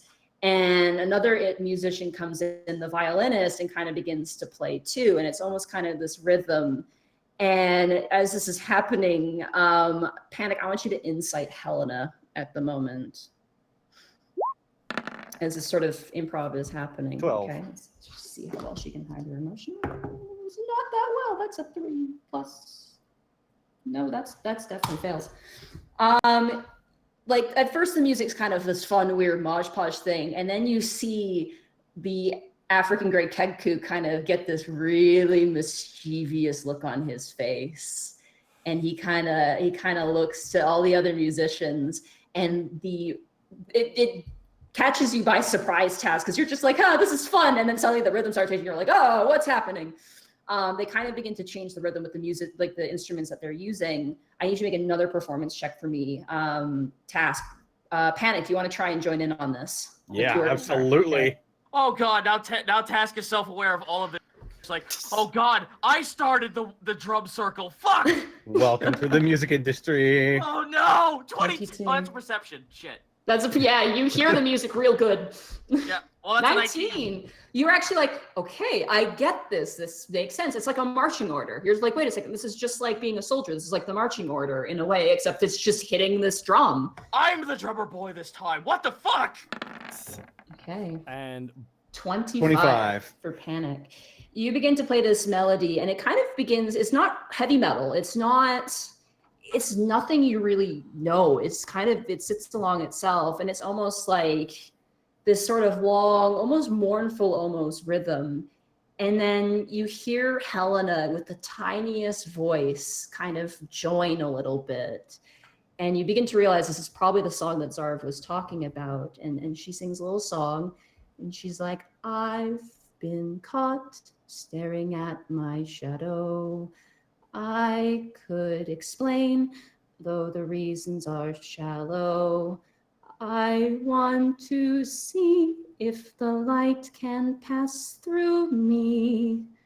I want to see how dark things are around me. And then as she kind of finishes, Scratch, the Kenku kind of leans, he goes, boom, ba-dum, boom, ba-dum, boom. And she just like shoves his head away, and she goes, really? Like, really? And he just starts like laughing, like, ah, like a dwarf, and he goes back to the rhythm of everything. And you guys play there for like a solid like 10 minutes, just kind of keeping the song going. I can only imagine the ending of Robots. It kind of, yeah, in a way. It was like there's a certain amount of you guys, and like some of the dancers kind of stop and lean and kind of watch as you guys are doing that, and then eventually Zarb kind of walks over with his guitar and kind of plays, and then eventually the song just kind of ends, and everyone. And Tash just returns to his like frumpy self, just like sitting there, like holding the tambourine, just like, that was nice. That was nice. It wasn't too bad, eh, Glossolalia? He kind of slings a guitar around his back, and Zarv kind of like gives her a bit of a wink and walks away. You can tell he's winking because the hair kind of moves a little bit, and you assume that's what's happening. Oh god, I just got the weirdest cousin it vibe. Yeah, you and me too, right? Yeah. God. And everyone kind of begins to disperse. Scratch stays. He kind of leans up against the post that's nearby. He seems to like your guys' company a bit. And Helena kind of shrinks a little bit in the seat and goes, that was fun. Yeah, that was fun. Hey, you did fine. Mm-hmm. You know, Task, if you have... Oh. Sorry, Ask if go ahead. you if you want an instrument, I'll be more than happy to buy one for you. I suppose so. I guess I'm in a place that's full of different things and experiences. I guess I should be a part of it in some way. Like I said, though, my clan was only fluent in using drums. That was the only instrument we ever used. And my religion was only fluent in glossolalia, and yet here we are. Yeah, in some tribes, it's not encouraged. Hmm. Well, what about you, though? Then that means you have an excellent chance to do something. I look over to Porky. What do you mean? You haven't played anything yet. Why don't you give it a try? Yeah, go on, give it a shot. Porky looks down and just kind of sheepishly, just you can tell he's shaking a little bit. Nah, you know, it's been a very long time, you know. Task holds up the tambourine. I've never touched this before. Come on, and like Helena gets up and grabs your arms, like grabs your hands gently, and she kind of tugs you, yanks you up off your seat. Come on, it could be fun. That's the point of this. Borky kind of does that hand behind head, look down thing. Sure, but Borky turns to everyone. Please don't ask about this. It's Okay. Borky starts walking away, Okay. and Borky starts walking towards the piano. Okay. You sit down. The keys are yellowed to hell. There's a few keys missing, specifically the black keys. But Borky just presses the piano once. Dong. what song would you like? What type of song would you like to play? It's gonna be something very slow. Okay. Borky's just dong, just pressing it once. Dong dong. And Borky rolls Performance check. Yeah. 21. Nice. Nice. This piano's melody echoes throughout the entire cellar. And almost a serene calm flows over everybody.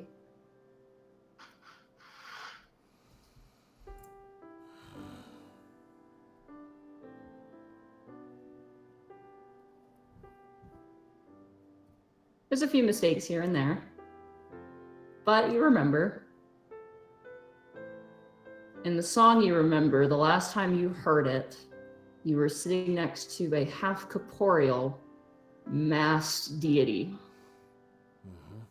before an axe came down and slammed it on it. But it doesn't happen this time.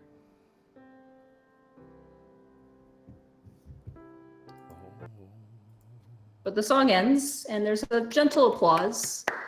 And as you guys are kind of standing there, do you bow?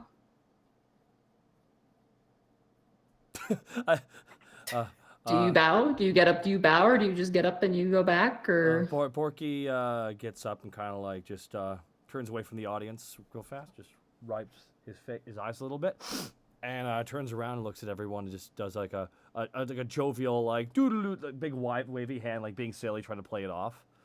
Mm-hmm. Thank you. Thank you. That was very good. Insight. Porky, 13. that was Okay. beautiful. Thank you. It's just muffin. It's all right. It's been way too long, you know, since I played, so I made a couple of mistakes. You don't even have the black keys. Like, you need that. You need that when you're trying to do good. Like, when you try to jump between different kinds of... Anyway, it's fine. You played before? I played when I was younger. You know. Okay, if a mom wants a child to learn an instrument. I mean, not everyone's mom, obviously, but, yeah. She was really good. And, you know, she was really good. Oh, Desiree's here. I'm so sorry. Panic. This room over here when you're ready. Okay, yeah, let's go. That Porky. was really good, Porky. Yeah. Porky just kind of looks that was down like, beautiful. Borky got one of those blushes. Thank you. Tassus looks over at Porky. I have no concept as to how that was supposed to sound, but that was very pleasant. Oh. Greckles actually poke Borky in the side. I guess we need to get a piano for the sweet dragon, huh? Oh, that's no, that's not happening. No, it's gonna happen. I mean, unless you want Doros to like slam me through it. You do see one of the there was a dwarf who was kind of looks like he's like one of the people kind of writing on a clipboard. He goes, "I can have that arranged." What? And he gives you a wink. I'm an instrument maker. What do you do? I make instruments. What do you think I do? I think you dance, but you don't slap your body. I ain't a dancer. I'm a maker, and I help other makers. Ah, How much? Taz, come on, mate. What are you doing?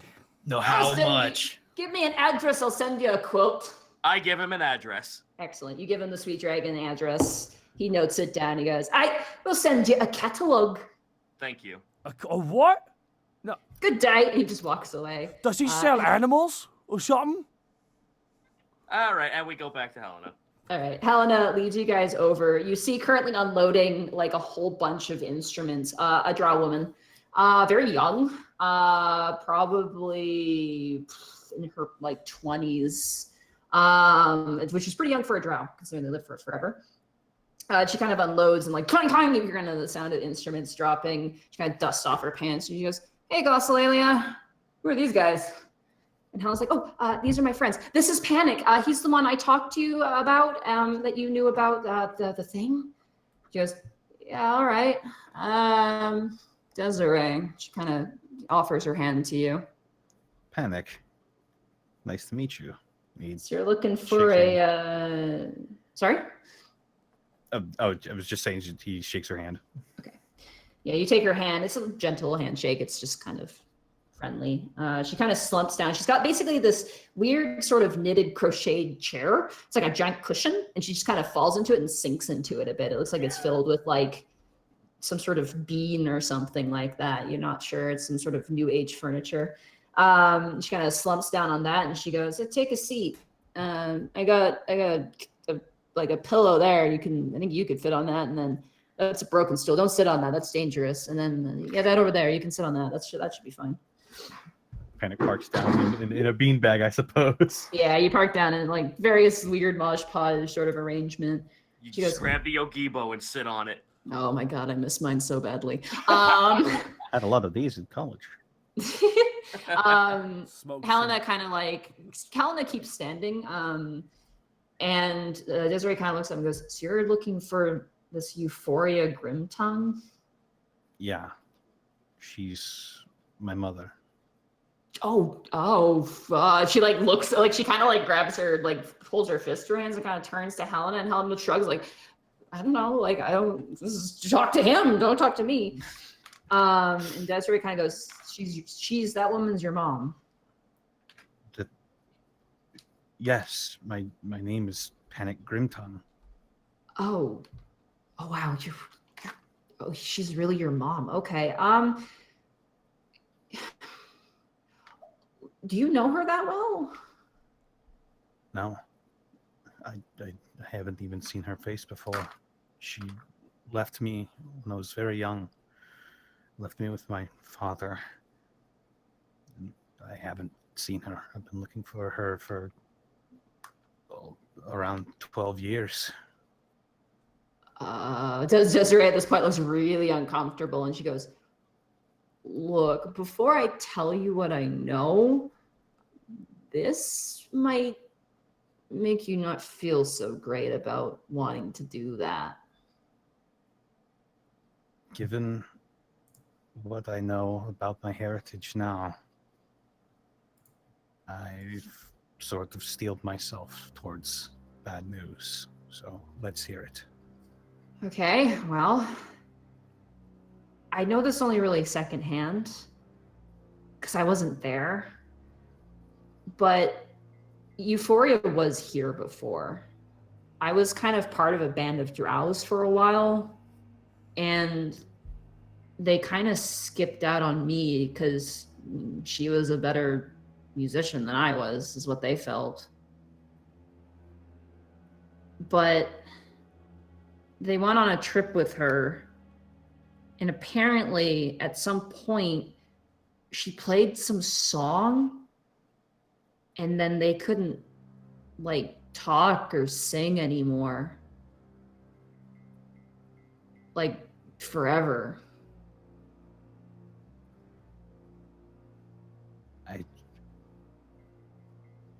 Yeah, I think I know where she might have got that from. They said that she told them that she was taking their voices to try to open something. But, I mean, I don't know. Last I heard, she's trying to find a way into the Underdark. So... Underdark. Task. Don't we know a way into the Underdark? Well, do we okay, so do we actually know that, or did we that? You don't know a way into the Underdark in Alabast. Oh, we were talking about like a long time ago with Solly and everything. Didn't we find a place outside of Alabast that was sort of like an entrance? You found an underground temple, which was bizarre, but Just Guys- outside, yeah, so I guess. Oh, I'm sorry. as to where that led, you don't know, for the most part. So Not in Alavast, no. We know of a place that might reach the Underdark, but it's outside of the city boundaries. Well, after last trip, I don't think we're strangers to that.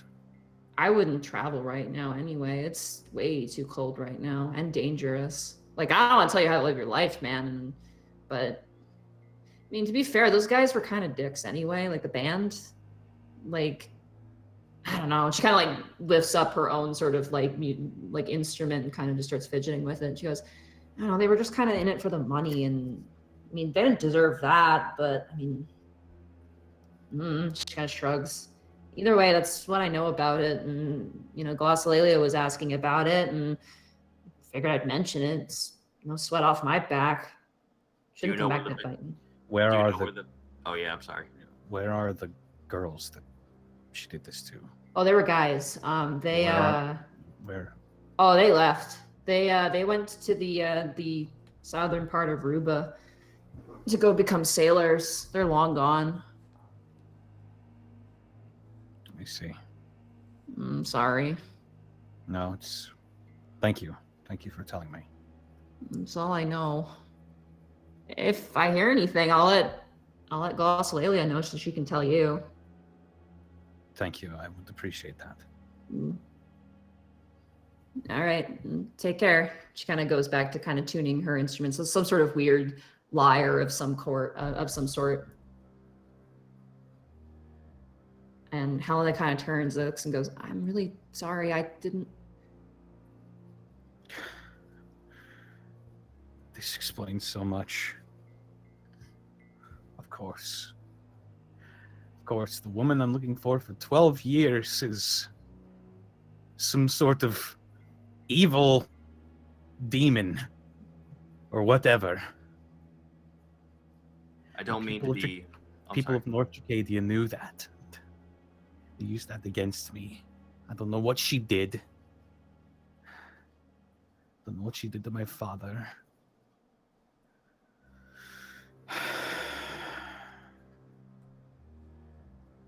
He just kind of buries his face in his hands. Helena walks over and puts a hand on your shoulder and just kind of awkwardly pats. Doesn't really know what to do. She kind of looks to the other three of you and she kind of goes, help me, help me, help me. Greckles walks over to Panic and puts a towel on his shoulder. Do you remember what I said last time? This woman is not you. You're not her. You're not your father. You are you. And we're here for you. Whatever it is that you need, wherever it is you need to go, we're going to be right there with you.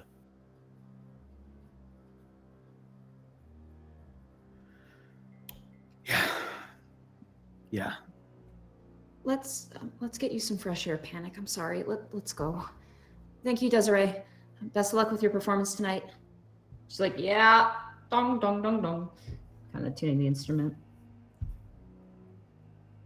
you guys leave? Yep. Guess so. Okay. You guys. I'll turn my head back over. Is Zarv still in earshot?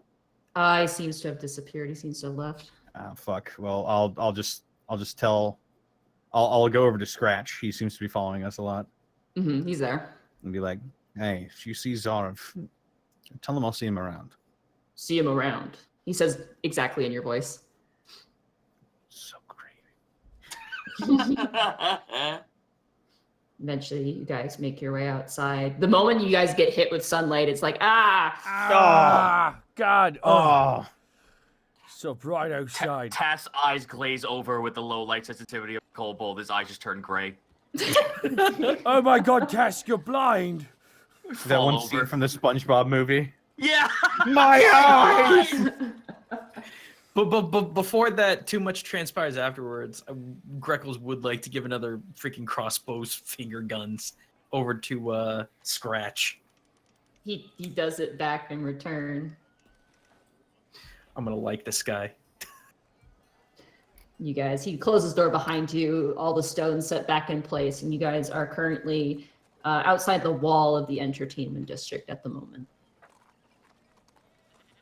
And you guys kind of walk, collecting your thoughts, more for some than others. And as you begin to move, you begin to hear the rapid ring of a bell. Ding, ding, ding, ding, ding, and then soon more and more bells begin to echo on top of guard towers. As it seems like an alert has been called, you begin to see people who are kind of like gathering up items for the end of the day, kind of loading things inside, now packing things, rushing things indoor. There are screams and yells. People are kind of jumping into buildings. There's a dwarf who just tosses himself behind some barrels and begins to run. Oh God, not this shit Go again. and come on. Perception check. Can Borky... Roll Yeah. a perception check. Plenty. Perception of plenty. 9. That's an 18. Borky was just amazed at that dwarf's jump. 18 for Greckles. 24. 5. 5. Got a lot You on are your really mind. in thought panic. You have a lot on your mind. Borky, you're just like 10 out of 10. Greckles and Task, you begin to see forms, wings, bat-like winged creatures now soaring and swooping down on the city. I will say, no, you wouldn't know what those are actually. I would say everybody can make an Arcana check, I think, for these. Oh, that's scary. Okay. Jesus. That is 4. 16. and a 4. You have no idea what these are. They appear to be dragonoid in nature, but you're not sure what they are. They begin to swoop down, and you see in distances, you see people now being picked up and carried, but stop as a ballista shoots an arrow and strikes one of these creatures in the chest, and it falls and crumples to the ground. Shit. You then see a person on its back pulling a sword and fighting with the guards. This is a fair distance away from you. As you guys begin to move forward, ka-chung, ka-chung, a bunch of these creatures with long, crooked, lizard-like necks stare at you, looking down with hungry eyes, and riding behind them are armored individuals wielding weapons. I need you guys to roll initiative. What? Oh shit! Oh, the cult's here now. Shit. That's 12. That's 15. a 19. Oh no, I got the it. people in the tent town. Yay. Sorry, I just gotta get the map ready to go. You guys can take a break now if you'd like. 12. All right, yeah. I do a couple of quick Need shout some outs. drink. Blitz King 01, 1500 bits, Monty singing, and Borky playing piano. Yeah! 3, thank you so much for the 1500 bits. 3 kobolds, 1 coat, 1000 bits. I have to go to bed. Here's my first bit drop. Thank you so much. And 1,000,000 subs, my god. K-Fash, Blazier 1, Smooth Enigma, 321 Ajimo gifting to Black Dragon Toby. Snuggy Bum 5, 1,000 bits. Take this as I jump in to give you guys, sweetheart, some bits for your work. Gotta catch the VOD later. Necromax 3986, thank you for the sub. Oz 195, 1,000 bits. Behold the devil of Discord. Grandark Z317, thank you for the 200 bits. Greckles is turning the beat back while Scratch is turning back the beat.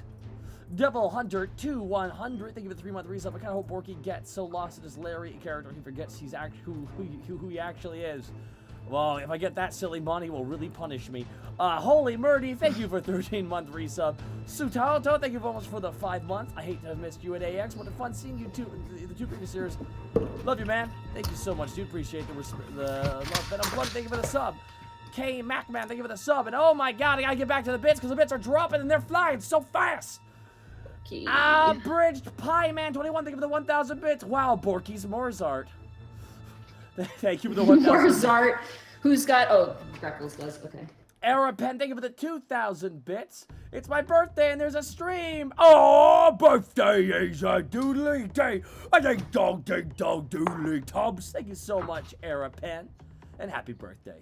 K-Play McDude, 3,000 bits. I'm back and I have bits. Take home. I love you, wonderful people. Thank you so much, K-Play McDude, for the 3,000 bits. The support is greatly appreciated. E.T. McCabrera, 100 bits. Bits toward the piano. Cheeky Goblin, thank you for the 500 bits. We're good to go. I can catch the stream live for the first time, so I'd like to say thanks to Monty and Zito. I just started my first D&D session as a DM, 500 bits. Thank you so much, E-Dragon Dale, thank you for the 404. Is everybody back? Who's back? Yep, I'm back. Is Zito back? Zito's not back. Nope. Snake, are you back? No. Okay. So keep going until E-Dragon we get Dale, back. 405 bits. Sorry, here's the rest of the bits. Kill 'em! Flame Master 9, thank you for the 200 bits for Porky's great playing. Thank you very much. I rolled it myself. Mr. Perfect Chat, thank you for the 500 bits. Finally able to drop bits again after I got us, and I gotta say Duck. My name is Duck. And guys, thank you so much for this. I'm gonna go grab a little bit of water in the other room, Nadine, real fast, okay? Okay. Sounds good.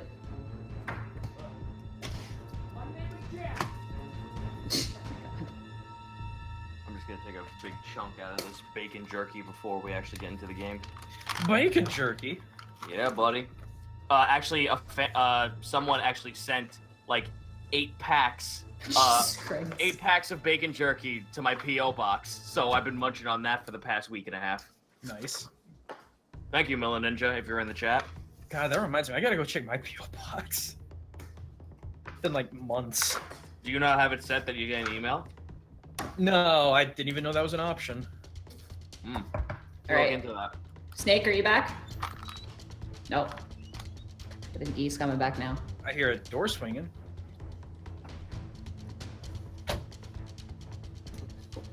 Oof.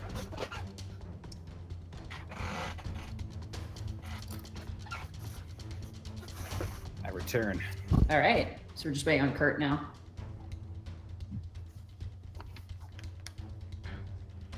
Two bills on the duck call. Truly, truly the ultimate instrument. Kurt, you back? I Nope. am back. All right, everybody's back? All right. Yeah. So as you guys look up, you see as 5 forms crash on top of rooftops. One lands in the center of the square, one of the creatures lunging out and snapping with dragon-like jaws. That is a lot of NPCs. Holy cow. Whoa. Alrighty. Porky, it is you're up first. Borky immediately pulls out his axe and goes into a rage. Okay? Immediately, Borky rages. No time to think! And Borky runs forward. Can you describe the battlefield real fast to me? You are currently in the city streets of Alovas, cobblestone roads. There are also different houses. There's a blacksmith shop next to you, as well as what looks like a few other just general living areas. There are many NPCs, or many residents of Alovas who haven't run to safety yet and are currently kind of surrounded at the moment by these very, not large, but like decently sized dragon-like creatures. Borky just shouts over, "We gotta save the people!" And Borky's gonna run. Borky's gonna. Oh, I need to do some measuring here because in front of me I see 2 people in front of me. Correct? You see currently wearing armor, a humanoid creature riding on the back of one of these dragon creatures. Yes. The rest of them appear to be up on roofs, which are about 25 feet high or so. Okay, so real fast, but in front of me I see 2 NPCs though, like just people. You see 2 people, yes. They are currently running away from the threats at the moment. Well, Porky is going to... Now, the one that landed in the middle, can I roll a perception check to see what the one landed in the middle's doing right now? Because it sounds like it's odd that he landed, but everyone else is staying up high. Yeah, roll a perception check. That you can do that, I'd say, as a free action. Just Thank go you very fast. All right, that is a 12. Okay, it's not really, it's very easy to hear him. He is yelling, but he's yelling in a language you don't understand. Task, you speak Draconic, don't you? Yes. Basically you hear it like, like he's like yelling orders, and you basically hear, take them, food for our bigger kin, essentially. They're here to harvest. Fuck! Porky just runs like, damn, that's not good. Hey, no! That's You can move 40 feet. I can move 40 feet, but unfortunately, it's not close enough to get to the guy in the middle. But Porky's still gonna run 40 feet regardless. Okay. Straight forward past the two people and shout at the mic, move! And Porky, as Porky moves forward, Porky is gonna reach into his fanny pack of holding and pull out two wonderful, the good, the old-fashioned javelins. Okay. And Porky pulls out You're his two. keeping count, right? Yes, I have 6 javelins. Okay, good. Porky pulls out and Porky goes, 1! Throws it right at the guy. Are you aiming it for the guy on the Oh, back? I'm aiming it right for him. I wanted to target me. You want to target that guy? All right. That 20. hits. 20, and that is 9 plus 2. Okay. So that is 11 points of damage. Okay. And Porky goes another one, and Porky throws another one right at him. And that is 25. Okay, that also hits. And that does 10. Plus Plus 2. 2, so that's 12 points of damage. Alrighty. Not bad, not bad, not bad. Run and hide! You throw a javelin, it pierces through this thing's armor, and then you throw a second one, and it pierces through the other side, and the creature is riding on it. It kind of turns and looks at you now, jaws open. You've definitely caught their attention. It is now their turn. This wyvern is going to come down. Which wyvern? They land on the ground. The one that is currently closest to the party. Okay. It comes down, boom, lands on 2 feet. It's going to attempt to grapple one of the NPCs, try and take him away. So that's going to be 2 counter rolls. That's a strength plus. If we're able to save all these people, I'm going to be very impressed.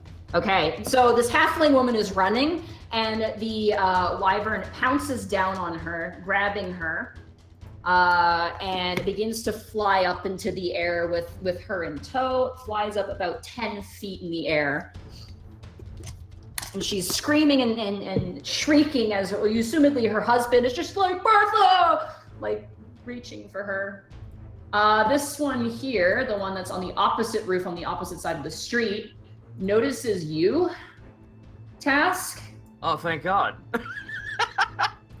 And the two of them fly down, perching on the yoke of the, I don't know if that's what it's called, but like the actual wooden part that attaches to a horse when you set them in a wagon, lands on that with 2 claws and lunge out towards you.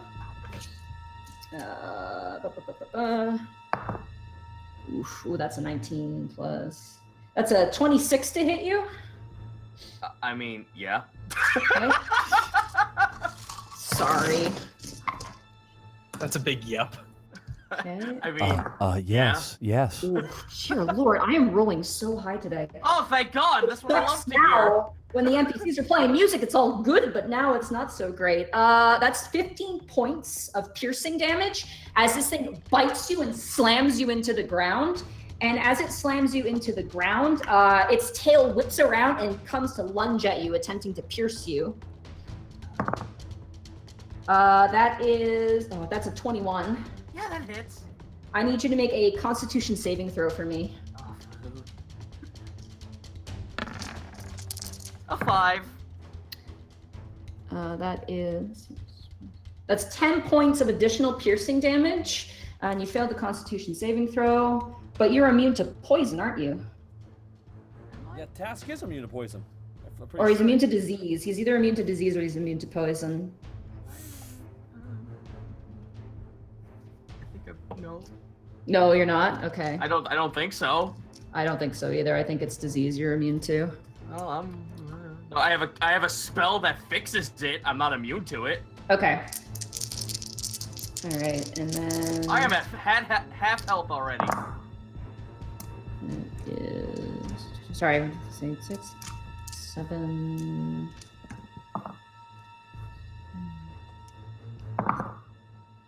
9, 10. You take 15 points of poison damage. Another take the- additional? Another additional 15 points of damage. I'm at 10 HP. I went from 50 to 10. Welcome to my world. I'm sorry, it's rolling really high. What did I do to you?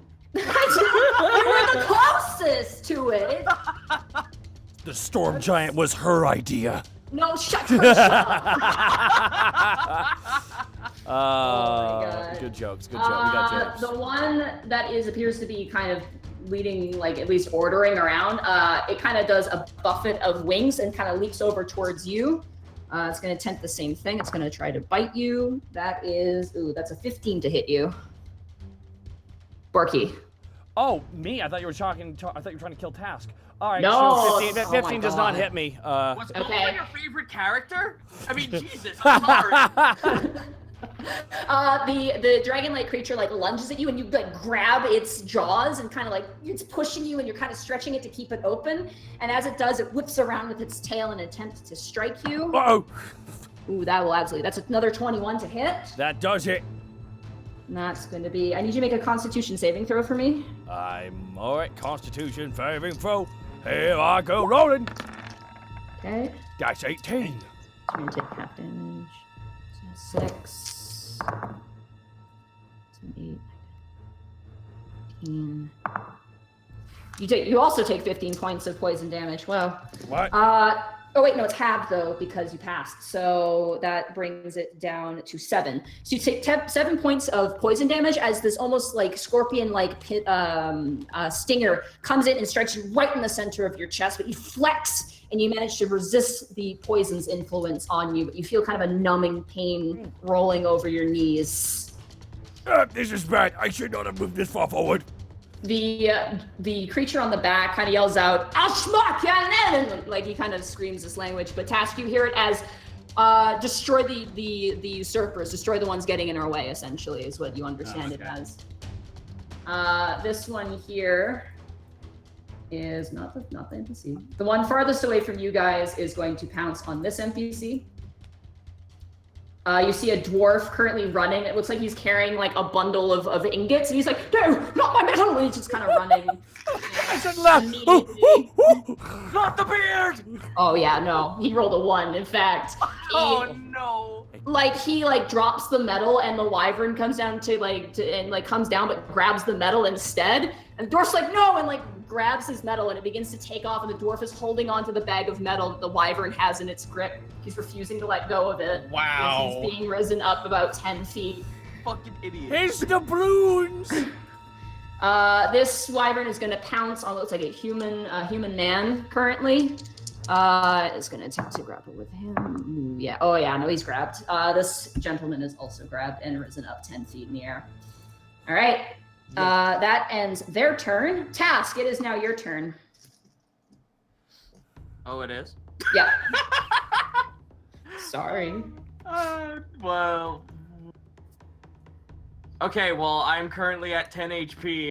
I cannot do any fucking attacks that require my bow, so do I not get my secondary attack because I'm using melee?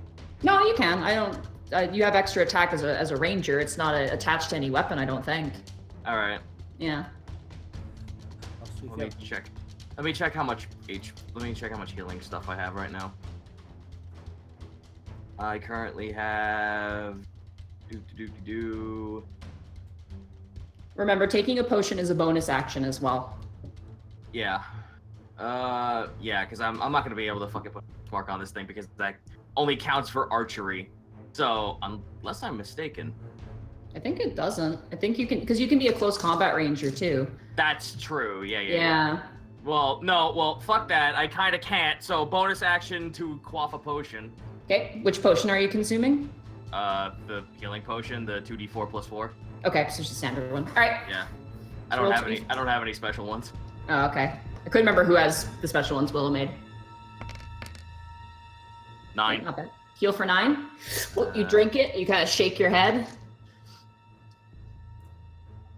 You motherfucker. All right, whipping out. Let's see what I got here. Okay. Are you aiming for the creature it's riding, or you're aiming for him? Because he is within. You can strike either of them. I want to hit him. I want to hit the rider. I Okay. have plans. He is your favorite enemy. So whatever applies to that, he is it appears like seeing him up close, the helm he is wearing, he is a dragonborn. So he is your favorite enemy. Excellent. I'm aiming for him. Short sword. Here I go, pulling out my blade. Okay. 13. What was it that let's see, superior. Let me Favorite. double check. What happens to be favorite Oh, enemy? here we go. Favorite enemy. Alternatively, I have advantage on wisdom checks. I can track the enemy. You also learn their language of your choice. Choose one additional favorite enemy upon 6, 14, and blah, blah, blah. Yeah, so I have Dragonborn and Dragon as my favorite enemies. Unfortunately, all I get is save to survival and wisdom checks. Okay. So, Either way, they are your favorite enemies, so I figured it's just... So, 13. 13, as you strike out at him, it like bounces across his armor. There's a spray of sparks, and the dragon it's riding on kind of hisses in agony as some of the sparks land in its eye. That one sadly misses. Question, are these guys wearing any of the emblems or makings of the dragon cult? Roll knowledge religion. Religion. I'd say with advantage at this point. Good. A 12, yeah. A 12, and the other one's a nat 1. Yeah, you get the sense that, I mean, like, they currently wear a crest, which looks like kind of like a hydra-like dragon, almost. It's black, and there's, like, each one of them, you can kind of tell, like, looking at the other one that's currently struggling with the halfling woman, there's a spray of blood across each of these marks, essentially. Okay, cool. So, yeah, then what I want to do is something that I want to do in the first place. So, yeah, another short sword. Here we go. Okay. A 20 to hit. That does hit. Alrighty, that is... Oh, jeez, criminy, that's so fucking pathetic. 7 piercing. 7 piercing, all right. That's 4. Which number is this guy here? 5. Okay. I just want... I'm going for the rider, then... You strike at him and you cut his arm, and you hear it like he basically starts to swear in Draconic, and kind of like steadies the steed a bit. That ends your turn. It is Taurus' turn. What do you want him to do? Help. Okay. He starts writing a list of things you're great at. I looked at Tars. Can I just scream, "Get the rider"? Okay, he's gonna aim for the rider. He's gonna run around you then. Get the bricks. He is going to attempt a bite. That's a natural 20 for Taurus. He is definitely helping you. Yay! That's gonna do that much. Okay, so I need these 2 dice. It is so good I have his sheet right above me. Oh my god. Sees his master. Oh wow, 8 plus 6, that's 14 plus 3. So that is plus 7, that's 17 points of damage. Nice. Wow, okay, I'm sorry, I just gotta calculate this super fast. Yeah, you watch as he leaps up and like grabs this rider by his neck almost, like he's trying to rip out his throat, and he's like struggling and shaking, and you hear gurgling as eventually the rider takes kind of a sword and like smacks Tarisk off, and he kind of clenches his throat. Have you ever seen that movie with Robin Williams where he fucking tackles a dude with the Save the Rhinos pamphlets? That's what I essentially see Taurus doing. It's like the guy going, "Save the rhinos," and then fucking Robin Williams cross-checks it from the other side of the screen. He did kind of pop out of nowhere. You told him and he was like right on it. That ends his turn. Greckles, it is now your turn. Is Death the to Smoochie. That was the movie. Is the roof to the left of the rider that just picked up the halfling woman, is that lower, or is the guy is the rider flying lower? The rider is currently like about just peeking over the roof by like the edge of the bottommost part of the roof, not the actual top crest point of the roof. a quick question, Nadine. Sorry, not to take away from that. Mhm. Does Tarisk have a second attack? No, because he's an item. He's not a creature. Oh, okay. Thank you, Phil. Yeah. All right, cool. I have people who ask me that all the time, and I'm like, he's an item. He's Yeah, not. no, he's an item. He doesn't get any bonuses. No, He's a really special item. You know what I mean? He's special in your heart. Yeah. All right. Anywho, let's see. I would like to try and jump because the rider that picked him up, he's facing north, is he not? Currently, he is currently facing east at the moment. He's kind of looking down at the moment. He's definitely distracted though, if you're asking in regard to sneak. Yes. What I would like to do, I would love to jump on the back just behind him and just shove my knife as far back into his back as I can. Okay, I'm gonna have you make an acrobatics check for me to basically climb up the side of the roof like Welch and then jump off like Assassin's Creed style. That is a 22. That's cards. You Oh, fumbled God damn it, the knife and sorry. the cards come pouring out. I activate pot of greed. Oh, it's an 11. No, that's enough. You're able to get up. It's kind of like you kind of trip and stumble. These are not well-constructed buildings. They're pretty stony and pretty rocky. You managed to like struggle and get back up. I do need you to make a stealth check though because you didn't climb up very well to see if this thing notices you kind of approaching on you. 24. 24. All right, I'm gonna roll its perception. That's a natural one. No, they don't hear you. Even though as you kind of crawl up, some of the tiles kind of crash into the ground below, and like grandma, who's currently fleeing, is just kind of gets bonked in the head with one. But you managed to make it up, and you want to do a leap onto him. I want to leap onto him and stab him on the way down. Yeah. Go ahead. Roll. You're aiming for the rider. Or are you aiming for the rider? Because I'm trying to get directly behind him, like back saddle on him. Okay. Yeah. Sure. Absolutely. Let's do that. That's fun. I like that. So All roll right. for your attack. Oh, where's the rider? Shot. Okay. That's a 12. That's a 12. You jump onto his back and you go to attack him, and he notices you there, and he kind of grabs you and stops your arm as the knife is perilously like. Are you using the acid? Yeah, you're using the acid dagger. Mhm. As acid is dripping and is sizzling on his helmet as he's holding you back. You are currently the wyvern's kind of whipping around and moving, kind of confused because the reins have been left unused. So Gotcha. currently he cannot move at the moment. I think that's all I can do for my round then. Okay, Panic, it is now your turn. You Don't don't you have have a extra attack? You don't Do you what? have- No, he's a rogue. He doesn't have extra attack. Ah, okay. Nope. All right. All right. I'm gonna carefully reposition myself over here. To be the tank. All right. I'm positioned between two of the wyverns with Greckles and Task on either side of me. Yeah. And I'm going to strum my guitar, and I'm going to invoke Mantle of Inspiration Okay. on Helena, Task, Tarisk, Greckles, and Borky. So all of you gain 8 temporary hit points, Yeah. Sweet. Okay. and all of you can use your reaction to move without invoking opportunity attacks. Oh, what? You don't get affected by that, correct? No, I don't get affected by that. Okay. I choose targets up to my charisma modifier. I Right. choose to get behind this boy. All right. So I can. You feeling inspired, Task, you kind of like do a front roll beneath the legs of this dragon-like creature and pop out the other side. I guess I can react to. Borky's gonna move like just. He's gonna move 10 feet. But he's just gonna jump back from the creature real fast. That would provoke an attack of opportunity. 'Cause No, you are leaving no, it. not with It Mantle of doesn't? Observation. Oh, Nope. it doesn't. Okay. Can you click that No. for me so I have it on hand? Sorry. Yeah. Whoa. What the? Whoa. What? Hang on. Is it gone? Nope. Hang on. There we go. There we go. Zarv stole it. Temporary hit points and it can Oh, okay. immediately- Wow. Yeah. And doesn't get. Oh, yeah. So absolutely. Go ahead. Whatever you want to do, Kurt. You can do it. Borky just slides back out of combat a little bit, like just kind of Okay. prepares himself. All right. Thanks, Panic. Good solo. And then continuing with that, I'm going to use my bonus action to stoke that inner infernal fire again, like I did in the sewers, as I activate Mantle of Devilry. Alrighty. You want to click that one for me as well? But that means. Yep. But that means Panic is some kind of devil man. Mon. Okay.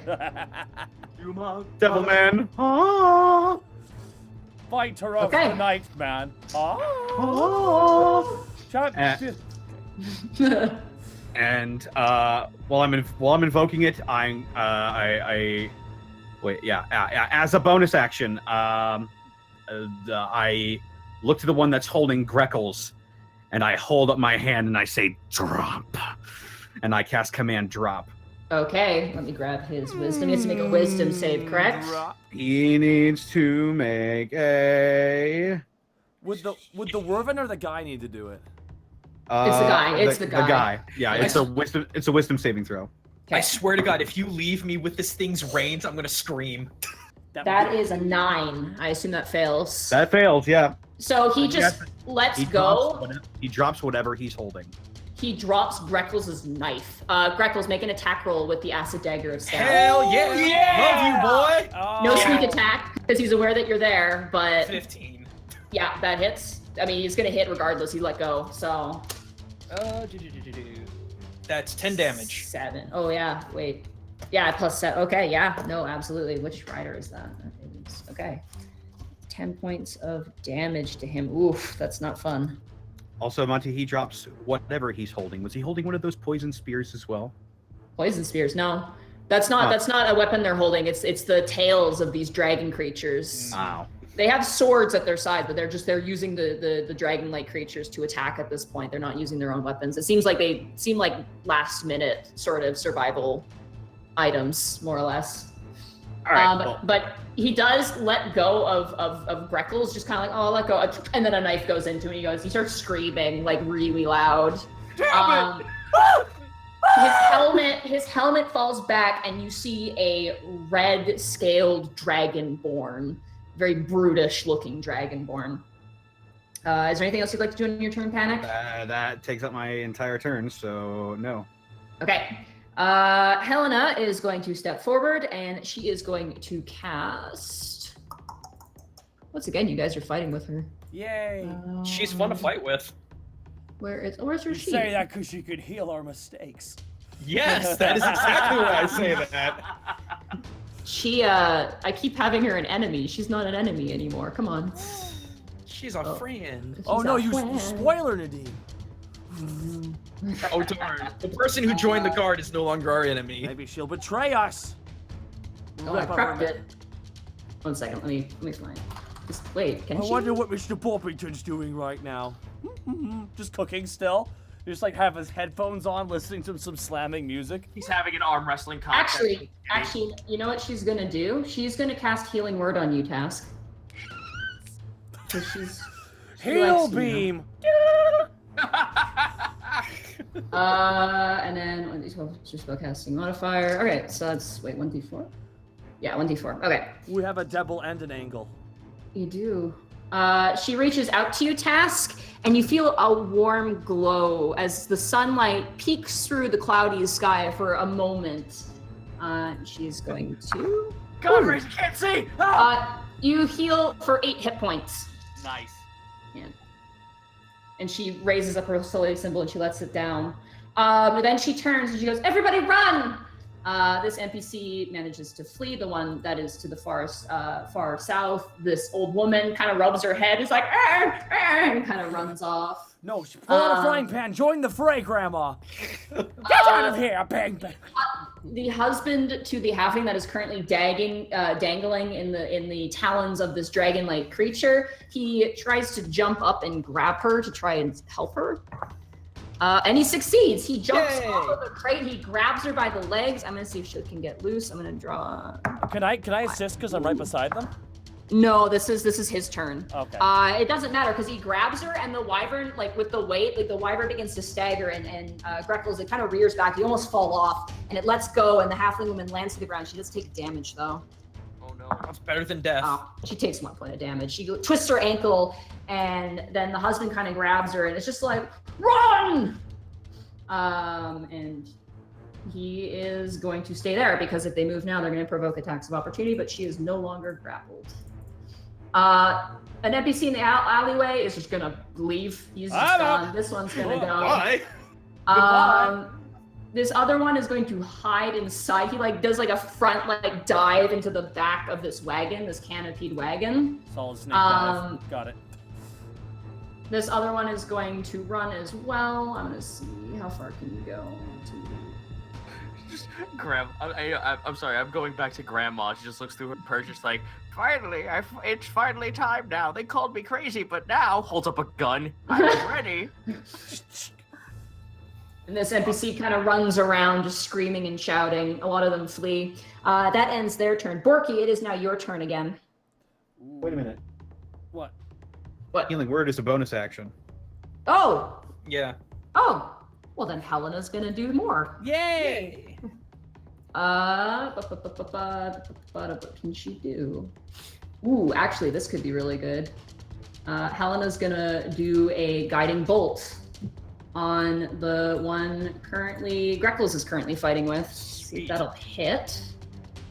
Come on, girl. You were really low level, but I believe in you. Hey, that's not bad. That's 15 plus 4. That's 19. Oh, she just hits. Okay. You watch Greckles as you're struggling with this guy. A piercing ray of light shoots into him and sticks into him. And it's like, boo, boo, boo, like a beacon almost. Oh, okay. You now have a He's gonna blow. And then, ooh, wow. This is really a lot of radiant damage. I keep forgetting how good. Nani? He fucking scanners. Helena deals 17 points of radiant damage on it as it does flash in a radiant glow. You're fine though. Wait, 17? Yeah. Wow. Guiding That bolt. That was was little. That brings it down to that much. Okay. And you have advantage on attacks on him until the next turn. Sweet. So he's a glowing target at the moment. That now ends Helena's turn, and then now we're back to Borky. Borky, you're ready to go. Oh, is he now? He's a big glowing target. Borky turns, hearing the glowing dong dong dong. Borky's kind of dividing his attention between the two. Borky sees that Greckles is struggling with the guy, so Borky whips out one of his, because he's only got a couple javelins left. He's only got 4 fingers left. So Borky throws a javelin at the one Greckles is fighting with. That's a natural 1. Oh, good. We're doing this again. But you have advantage, though, Okay. because of Guiding Bolt. Oh, That's- God, you're right. Oh, my God. Thank Oh. Christ. Yeah, Heart no. attack. You are literally like, you go to throw the javelin and you throw it, and like literally Greckles, you just hear Ave Maria. And you like close your eyes, and as if the hands of the sun come and redirect the javelin and let go, it soars and crashes, actually flies past the current rider. It doesn't actually hit him. Oh, 16 doesn't hit him? It does not hit him, no. Oh, that was close. All right, never mind. Wasn't a good idea anyways. That ends the effect on the Guiding Bolt. Aw. But, I mean, you didn't get murdered, so that's good. Yeah, that's wonderful, because that's the Thank last God thing for I need right advantage. now. I thought it was gonna be like, got him, and then it turns and Greckles is also stabbed. Oh no, I kebabbed him. I'm wondering what to do in this scenario. I wish there was a way. Is there an action? Can I assist and get those 2 NPCs out of damage? Like, can I like move through them and get them out of the, like, push them out of the way and go into combat so they can run away? Let me see. Let me double check something super fast here. Okay. There's an action you can take called the help action, and I honestly would let that do it. Okay. Let me just double check and just see what the help action lists, because that would Yeah. basically give I me a mean, better it's idea. just a 5-foot step to push them back and him to take their place. Because there's a specific way I'd want to run them because. Oh, okay. You can. Oh, yeah. You can distract the target. Yeah, absolutely. Alrighty, Borky's Do you want to distract them? You can distract them, which means they can run without taking attacks. Will they be able to run after I distract the thing? On their turn, yeah. Ooh, I have a lot of turns I have to get through. But they can run without disadvantage. Alright, Borky's gonna also, I guess, yeah, just distract the one that Greckles is riding too. So All right. How do you distract it? Borky pretty much goes, hey, ah! I starts making some weird noise and starts flapping his arms. So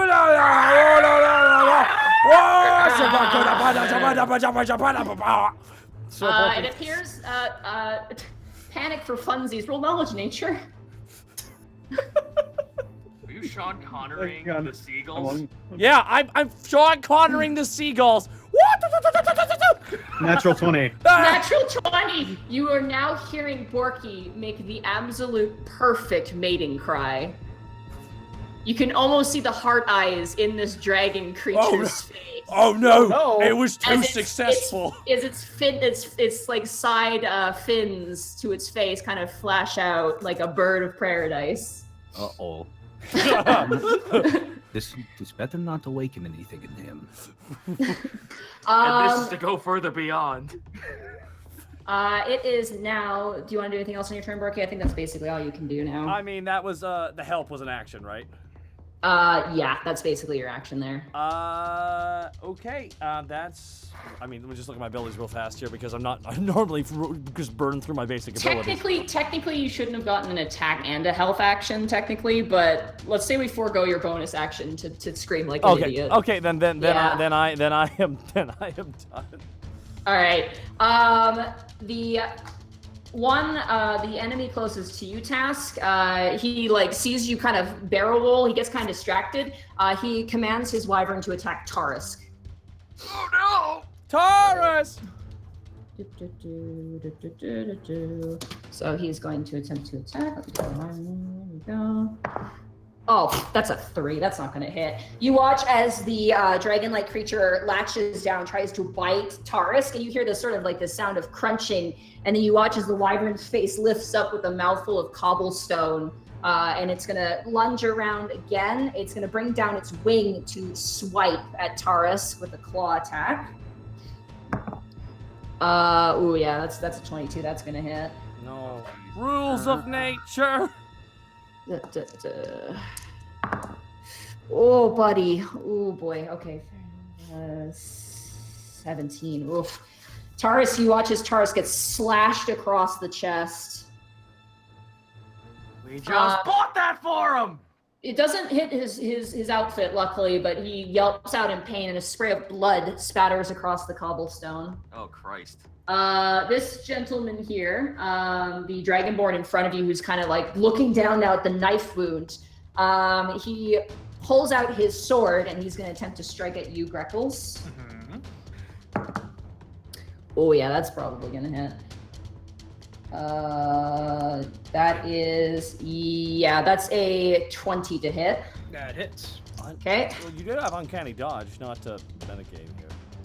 I know what I got. Depending on what the damage is, you know. Yeah, because it's I can call it post damage. 7 plus, sorry. So that's 10 points of slashing damage as he pulls out his sword and slashes across your chest. I'll go ahead and negate that in half with uncanny dodge. Just do a little bit of a matrix dodge to just get a little nick. You do like a kung fu thing where you redirect the blade with your hands, and it kind of just nicks the side of you. You take 3 points of damage instead.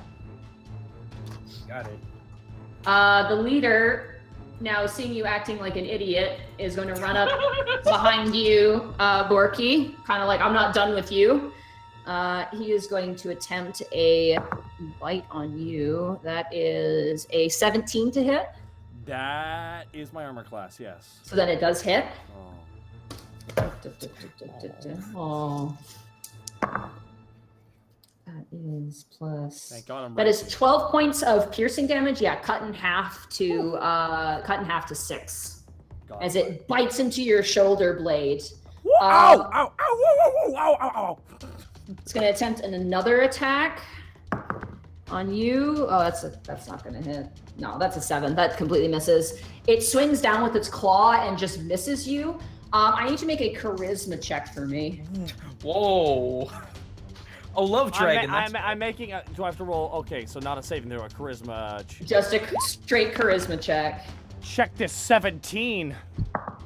Okay, the wyvern that is currently seduced by your weird mating call looks to the other wyvern that just attacked you and like frills out at it and begins to like scream at it. This is perfect.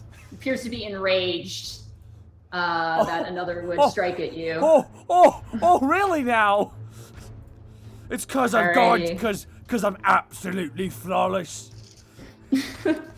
That ends its turn. This wyvern to the north is going to take the NPC and begin to fly away with them. Oh, he's dead. The other one to the north is also going to leave. The dwarf is still holding on. He's like, I'm not doing. He's like flying away with his bag of gold. Go with it, you idiot! Yeah, I mean, he kind of deserves it at this point. Alrighty, that ends their turn. Task, it is now your turn. All right, well, I can't still attack with my arrow, but I do have flank attack now. I'm gonna jump up, and I'm still going for the rider from behind. Okay, you jump on top of the back of the wyvern. You're not on the roof, so you don't have to make an acrobatics check. You jump up, you run up the back of the tail with your weapon in your hand. Go ahead and attack with flanking, so advantage. Or no, +2 flanking. Okay. You're playing too much Adventures League. Sorry. Short sword, 14. +2. Makes it a 16. You go to swing, and he pulls out his own blade and parries the attack. You hear a king as he blocks the strike. These are well-trained soldiers. These are not just your run-of-the-mill bandits. Fuck! You have your Alright. other attack?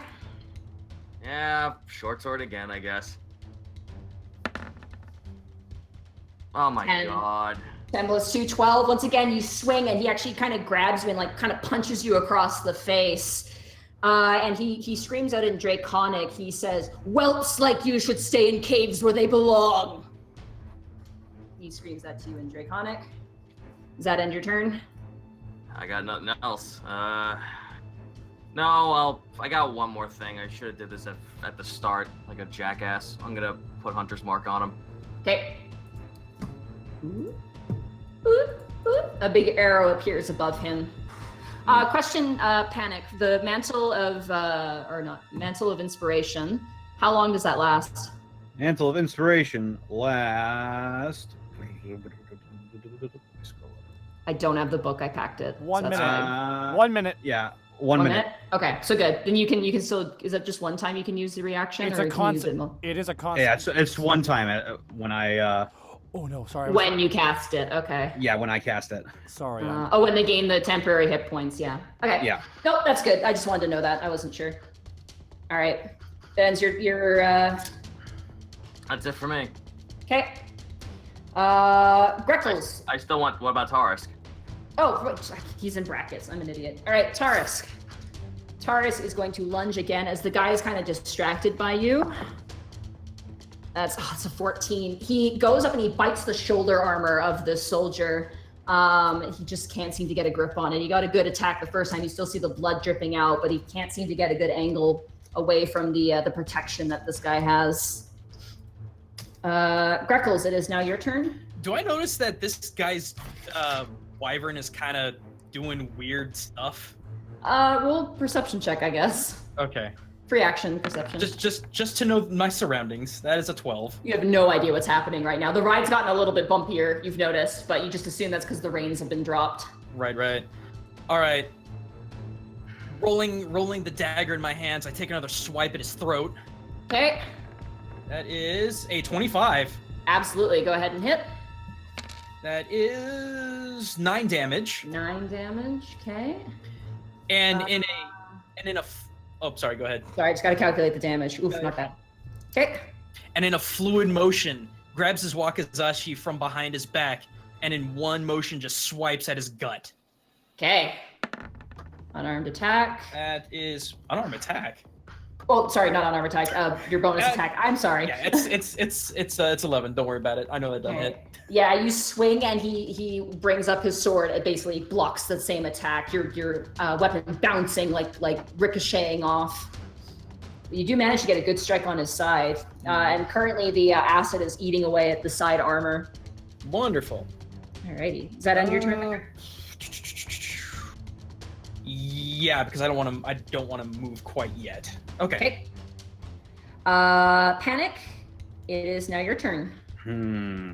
Okay. All right. Let's see if I calculated correctly. Quick question. Mhm. Am I beside him or behind him? You are currently like behind him, or no, technically you're in front of him. It's like you jumped onto the back. Oh, and he turned around. So it's like he's on a saddle. He's turned around now at this point completely. Oh, Like okay. he's aware of you, and you're like basically you're kind of like holding on for dear life on this creature's tail, essentially. Like your legs are wrapped around the more base part of the tail at the moment. Yeah. Okay, I was just trying to get good on positioning. Sorry. Mm-hmm. All right, so it's this one that's the dwarf that's holding the bag, right? The one that's super far away, all the way over here. Yeah. Okay. How high up is he? Above the roof, he's about maybe 5 feet or so. Okay, that's not bad. All right. Mhm. That actually makes this even better. All right, so I'm gonna move up 20 feet between Okay. this wagon and Porky. Oh, hi, Panic. And hello. And I'm going to raise my hand at the dwarf. Okay. Good man. And I'm going to say, drop. And I'm going to cast command drop on the dwarf. Yes. Let me grab commoner stat super fast. Yay, commoner. Yeah. No, mate. They should be in here. That's I so hope. good, dude. Alright. Sorry, I gotta find commoner stats super fast here. It's guard. Man, he's gonna be pissed. He's not a cultist. God, he's gonna be so pissed and alive. Oh, there we go. Okay. Okay, that's not gonna. If he has. Okay, it's +0 to everything. Yeah, he rolled a 10, so he failed. All right, so he's got to drop whatever he's holding. Yeah, he drops and lets go. You hear a "Ugh," as he lands on the roof. I'm gonna roll an acrobat, or actually, he's a dwarf. I'm gonna give him. Actually, it doesn't matter. He's got 0 to everything. Roll acrobatics to see if he. Okay, he manages not to fall off the roof. He like slides down the shingles and manages to grab the gutter, which under his weight, but he manages to stay. Run, and as idiot. you watch, as you see the wyvern kind of making his way away, he's like, "No!" like crying. I want to go to there. Run, idiot. What else are you doing? All right, that was my bonus action. So as an action, I'm going to turn to this motherfucker that's in between me and Porky. I'm going to look him dead in the eyes and mutter, and I'm going to cast Phantasmal Force. Alrighty. Get scary, Panic. I should be there. I really You hope set it a didn't bag. glitch out. Yep, it's there. I just need Okay. to- Okay, good. Bam. All right. Oh, that's a lot of text. It needs to make an intelligence saving throw. Which is weird. You said a bad, Panic. Why would you say a bad? Panic language. Okay. Alrighty. That is a 12. Nope. So the rider fails. So the rider sees this dark, shadowy being with like horns and burning red eyes, like get summoned up behind him, just cackling, just. It draws its sword nervously and looks at this massive horned creature. That's not all what it says. Yeah, each round in your phantasm can deal 1d6 damage to the target. Alright, so I don't have anything to use as an illusion. So I'm basically going to use this NPC with a cross around it. Where do you want it? You can put it anywhere within 60 feet. I'm going to put it like directly behind him. Or no, I guess since I guess the rider's directly on top of him. So yeah, like behind him. It's gonna like come up behind him, so he has Okay. to look behind himself. Yeah, he's looking behind and you can't really get a glance on his face because he's wearing a helmet, but he looks pretty scared. And that's a 10-foot by 10-foot cube, by the way. Is it? Okay. Yeah, it's pretty big. So that's, sorry, 1 second, sorry. Oh, That's come a on. big boy. Oh, my thing's acting up. 10. Wow, yeah, that is very large. Holy shit. Oh, And only he can see it, too. Only he can oh see my it. god. Which is great. He just turns around. Yeah, you just, Borky, this guy, this rider who is so confident in barking these orders is like, "Ah!" like just screaming out. No, loud. are you telling me this scary motherfucker's NL facing from One Piece? Yes. Ah, yeah. I Oh love the boy. best part.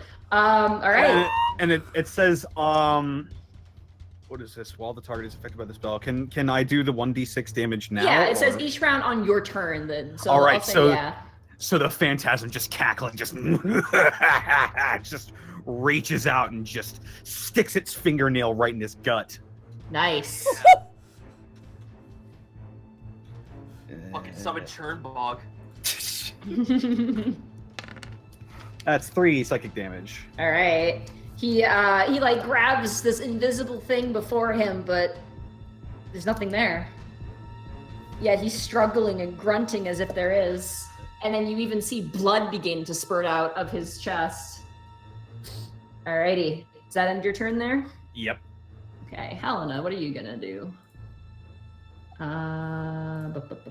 Okay, she's gonna heal you again. Task. I'm sorry. Seeing that you're still like you're really aggressive and you're just like you're not doing so hot, she's gonna heal you again. Oh, okay, not so good. That one is going to be 6 points of healing to you. 6. That's fine. I'm actually I'm only 9 points away from max now, combined with everything. Okay, and then she is going to cast Scorching Ray on the guy you're fighting at the moment. So. He's wearing plate mail, isn't he? Yeah, he's wearing plate mail. Yeah. Ooh, that's a 19. That definitely hits. That first one hits. The second one, it's a 19. That also hits. The first one was a natural 19. The second one rolled up to a 19. And the last one, okay, that's a 3. That's not going to hit. So she hits for 2 of them. And Ray, okay, 7 and 5. So that's 12. You watch as 2 bolts. One flies past and smashes into the building. The other 2 hit him in the chest. You watch as the armor sears and pops. One of the shoulder leather latchings to his shoulder armor burns off and pops in the shoulder. The shoulder armor goes falling and clattering to the ground as he screams out in agony. The one that you are currently fighting is a green dragonborn, by the way. Okay.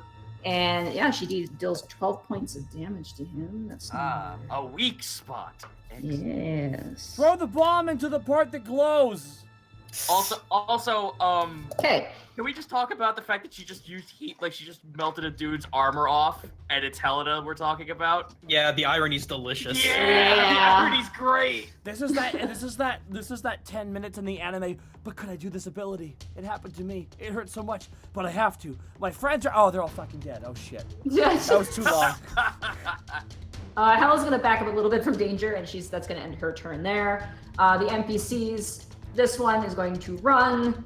This other one is going to leave as well. The dwarf, who is no longer grappled, is going to flee. He's going to roll off the roof. He's athletics to get down. Can he fall, bounce, and just jump into a window and smash it? You know what? He rolled really high.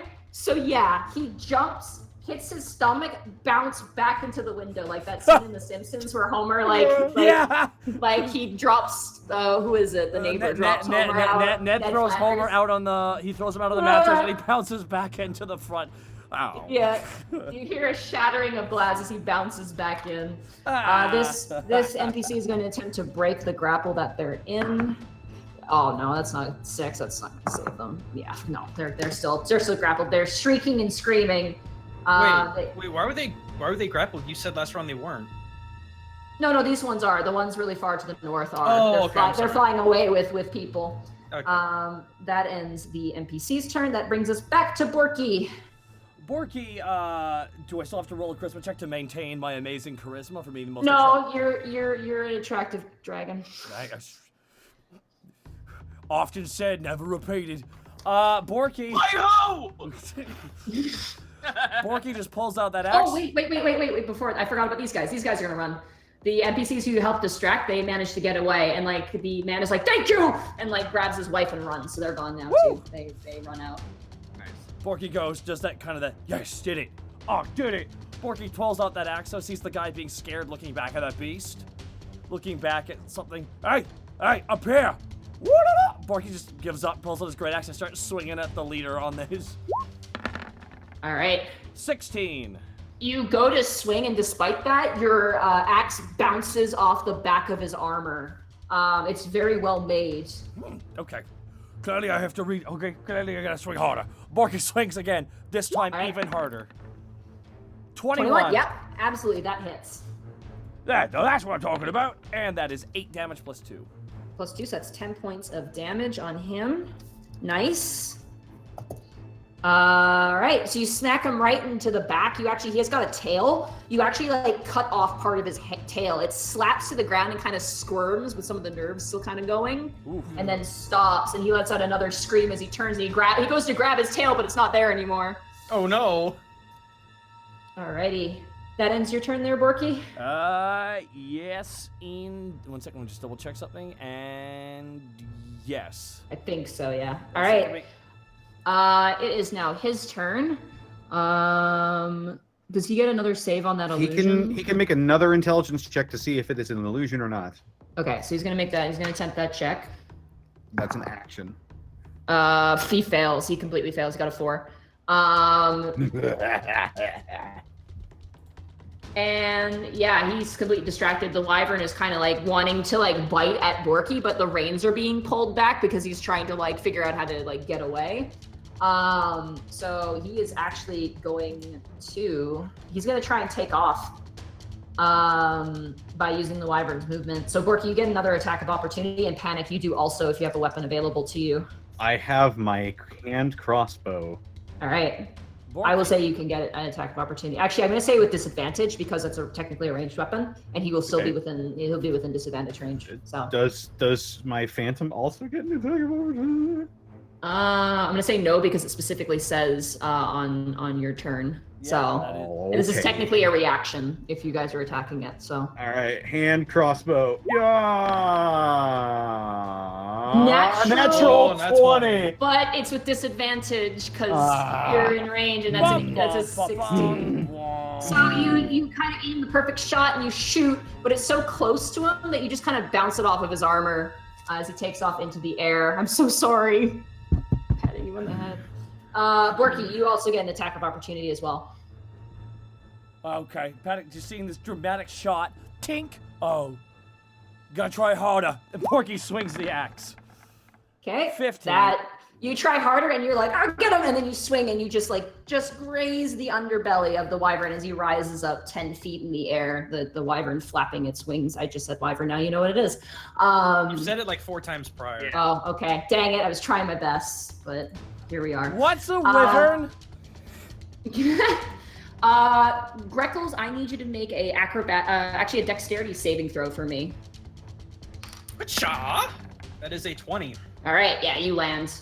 And then the other guy's gonna have to do it too with disadvantage. Oh boy, this isn't, no, that's bad, that's a 2. He's gonna take 4 falling damage. 1 second, sorry. Wow, Please tell me he's prone. He's not prone. He crashes to the ground as the wyvern basically slips out from beneath the two of you and races up towards the other one and is going to attempt to attack the other wyvern. Yeah. Turf war. To protect its female, I guess. What? Oh no. That is assuming. That will hit. That's assuming a lot. Borky, you have to take one for the team. We could use this. Okay. Finally, it's not me. All right. And that brings it down to that amount, and then it's going to attempt to do a stinger attack. Oh my god. On its own, technically companion. That is also going to hit. That is... Wow. Power of love. Bam, bam. That's 12, and then it's got the other one's gonna have to roll a Constitution saving throw, which is actually pretty okay. It passes the Constitution saving throw, so that is 6 points of poison damage as it lunges and stabs the other wyvern in the chest. And that's 6 points. Which wyvern is that? All right. So that brings it down to that amount. Wow. Alrighty. This one, these 2 riders, this one's gonna ride back, given that its current quarry has eluded it.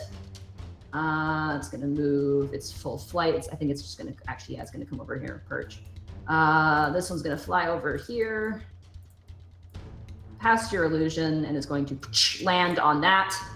That takes its action there. And then this one is going to drag this NPC away. You hear screaming as the wyvern takes off into the air and disappears into the, now you notice a swirling almost vortex of multiple riders, about 40 to 50 strong at this point. Jeez.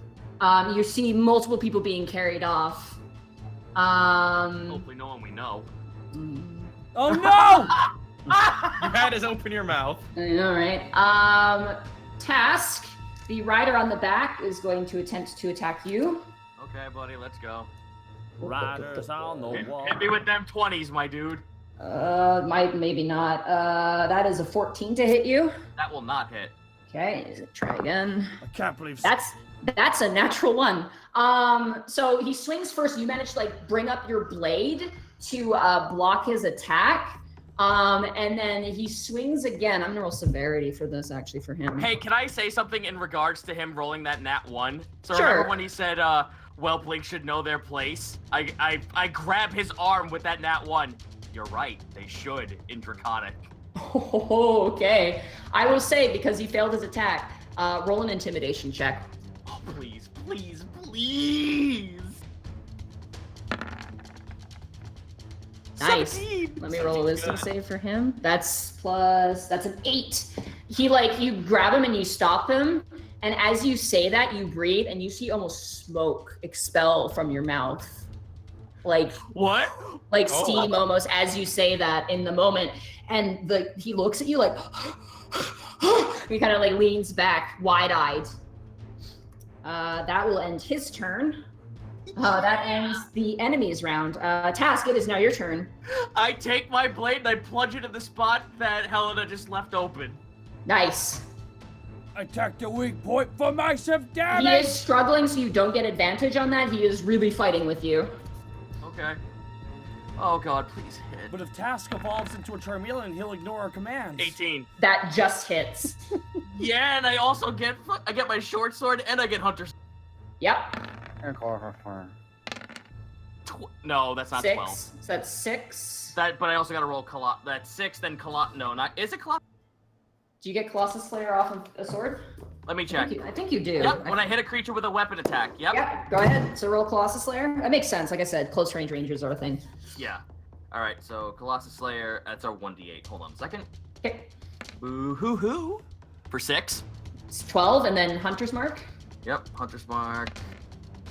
Another 6. Another 6. The number That's- of the beast. 18. Not bad, not bad, not bad. Let me just calculate this really quickly. The number of the beast. Okay.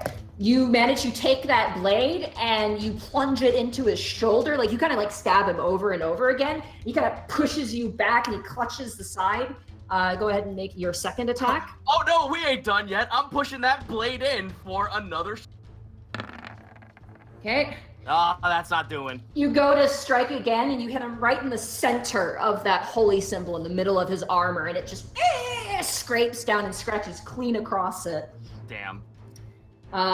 He still looks like really shaken and like confused and frightened. Does that end your turn there? I just keep going to Taurus, like I just pretty much the same beat, get the rider. Okay. Let me roll intelligence for Tarisk here to see if he can do something. Oh, he's got a very bad intelligence modifier. Damn it! He's so. No, he's not that smart. He's just gonna go for a straight attack. All right, he lunges up, tries to bite the back of the Dragonborn. Does he get a +2 because of flank? He does. That is. Let me see here. That's +5 and +2. He just misses. Ah! Wait, no, wait, hold on. No, he doesn't. Wait, 16. No, he just hits. Okay, sorry, I missed. Yeah, he hits. He lunges up and bites the back of the helmet and rips the helmet off, and you now see this grizzled green dragonborn with multiple scars across the side of his face. He definitely looks older. And that's 8 for the goodest boy. And he rolled an 8. Plus 3, 11. Not bad.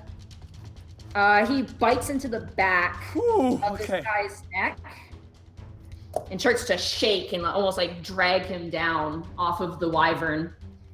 Greckles, it is now your turn. You land gracefully on the ground as the wyvern. You see 2 wyverns now fighting each other with one rider on the back crying and screaming, looking behind him. Never a dull day. I wanted to ask you this because this never came up, but would it be possible to do either an acrobatics or a dex check to move quickly and flank him? You can move around the combat.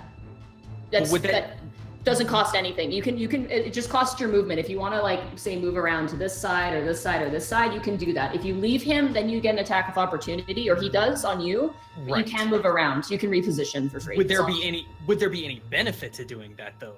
with no one around you? Not really. Okay. Yeah. No, I played in old games where the DM was like, all right, make a really high dex check and you can flank the guy. All right. No, I don't do that. Okay. In Yeah. that case, seeing Unless there's like a prop or something in your way, like then maybe I would. But yeah, no. seeing the insanity that's going around, I was like, well, might as well keep slashing. And just sends the dagger right into this thing's neck. That is a 16. A 16. He brings up his gauntlet on his arm and just like tosses the move aside. He is full combat mode now. His sword is out. He is ready for battle. And in a fluid motion, Greckles will dip down with his wakizashi to try and strike at his legs. Okay, That is a 21. that hits. So this is just the damage guy without a bonus. 2 damage. So that's 2 damage on him. He is not doing well at all. He is looking absolutely awful and dreadful. He's currently bleeding out of his side, and he's just like his chest. He's like a big giant gaping hole that's just being chewed away by the acid, just oozing blood out. As Greckles gets back up from the low attack, he just with his move action does the 2 fingers come on gesture. All right. Yeah. Doing the Dwayne Alrighty. Johnson. Just bring it. Panic. It is now your turn. So this guy right next to me, he's 10 feet in the air, right? Yeah, he's 10 feet in the air. So if I ran under him, would I provoke attack of opportunity? No, you can run under him. Okay. I'm just gonna do this so that way I don't lose you. There we go. So you can run over him so we can see where you are. Okay. And activating a magic item is a bonus action. It's usually an action unless it specifies. What item are you trying to use? Circlet of blasting. I think that's an action. Oh, Yeah, I think that's an action. alrighty.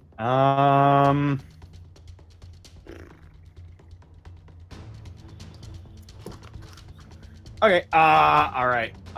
In that case, I'm going to. Whoa! My mouse. All right. I'm going to run underneath, or I'm going to run past rather. Big boy. Hey, really quick, I gotta Yeah. pee. I just did my turn. Can I do Yeah, that? go, Okay, Pete. sorry. Yeah, I'm gonna Oh my lord. I'm gonna run right into the middle of my illusion. So Okay. it's like this dark shadowy me is surrounding me. It's my stand right now. Okay. And first of all, I'm going to look at the one that's fighting Greckles. Okay. And I don't know this, so it wouldn't be a good. It was such a good line too. Fuck it, I'll say it anyway. I'll look at him and say, "You want to feed your dragon, but it looks like he bit off more than he can chew." Hold on. Not Wait, very. no. Hold on. Haha. Yeah, thank you. There you go. Haha. Wisdom saving throw for him, I guess. Yeah, wisdom saving throw. Haha. Okay. That apparently hurts his feelings. Enough that you point your finger and you do that, and his head just pops. What? And he slumps over. He was inhaling and he was about to do something, and then as you said that, he held his breath and his entire head just explodes. Finally happened. You finally stand Oh there. God, guys! And Wait, what did I miss? What happened? ah! I vicious That- mockery to the guy you're fighting so hard his head exploded. Oh, good. He was about to breathe fire on you, you assume, and then he held his breath and panicked used vicious mockery. He got distracted by that, and then it blew up. It basically blew up his entire face. Mind blown. Thumbs up. Thumbs up. Alrighty. Actually, we met once before. What? You're a bad boy. Oh. pfft. All right. That is an action. That is an action. Da, da, da, da. All You right. also have your and- phantasmal force too. yeah, it's a bonus action. I'm going to use healing word on Porky. Okay. Oh, I'm actually okay. If you want to spend it on something else, I don't have anything else to heal. Let it be with. nice. touch my butt. clapping for good luck. Porky. There is no categorky. There's no dragon sexier. 8. Thank you. You get healed for 8. Borky, I need to make a charisma saving throw, or not, just a charisma check again. Be sexy. Okay. 7. As the other wyvern is kind of retreating, the wyvern that seems to be enamored with you, like there's a moment of tenderness between you and Panic as your wounds are healed and you stare at each other. Shit. And the wyvern like turns to Panic and just starts starts screeching No, out. we're at just Panic. we're just friends. We're just friends. We work together. All right. And then for my phantasmal force, I'm going to, since I'm inside of it now, I'm going to raise my hand, and it raises its hand as well, and I'm going to envelop my shadowy hand around this guy's head. Okay. I don't think it's specified that I need to make an attack roll. I think it just says it does Just 1d6. Just 1d6, yeah. The wyvern is Yandere. Another 3. Nice. All right. So you crush him in your grasp, and you hear him just like he tenses up and seizes Borky. You just see this guy like tense up and seize, but you do see some of the bones pop and break as he kind of rides aloft his wyvern. Does that end your turn there? Yeah, that's all I can do. Okay. It is now Helena's turn. She is going to run over. I'm gonna see if she notices the wyvern's intentions. Yes, she's a smart cookie. That's a 16. She notices the wyvern now peering at you, and she is going to use. What is this? Hold on. No, that's. She is going to use Scorching Ray on it. She's going to use her other second spell for that. She's going to attempt 3 Scorching Rays. That first one's a 15, that hits. Second one, that is a 22, that hits. The last one, oh my god, that is a 23. She hits all 3. That is 3, 5, 8, 11. So you watch as she throws out 3 bolts of sunlight, dealing a decent amount of damage to that wyvern. Sorry, that's 11. Okay, so not bad. Okay, that brings us back to. Oh wait, she's gonna healing word you again, task 2. Hooray! That will take. That's 1, 2, 3. That's. Can I get her to actually do it to Taurusk instead? She doesn't know. She knows you. No! She's gonna heal you. That. Oh god, come on, girl. Another 6. It's down to 1 slot now. Okay. 3 HP below max. Alrighty, that ends her turn. This NPC does not want to move. They're currently crying inside of this thing. It brings us back to Borky. It is now your turn. Ooh, okay. Borky, as a bonus action, shouts out because he realized that he saw those people be taken off. Borky saw all the people being taken off into the sky, right? Oh yeah, you guys all saw that. Borky just yells out, "Save one of them! One of the dragons, keep them alive! We need to know where they took the people! They might have taken one of our friends! And there'll be a cold day in heck if they ever had a finger on Ty Bulpington." And Borky pulls out his axe, though, at the leader. Okay. And Borky... 10 feet up, though, at this point. He's not within melee range. So I'm not even in combat anymore, technically. Technically not, no. You can move if you want to. Okay, so the one's about to attack Panic for, like, the one that was in love with me. Yeah, the one that's in love with you just got blasted with 3 rays of light and is kind of shaking its head right now. It is airborne as well. It's about 10 feet up as well. Oof, so pretty much I'll have to attack at disadvantage then with melee, correct? No, you can't reach at all. It's a 5-foot reach for melee, so you'd have to use a ranged weapon. Okay, but Task's fight is on the ground, correct? Yeah, Task's fight is on the ground currently. As well, no, he's on the roof still. Yeah, so you could always throw someone. You could throw someone at one of the airborne enemies if you want to.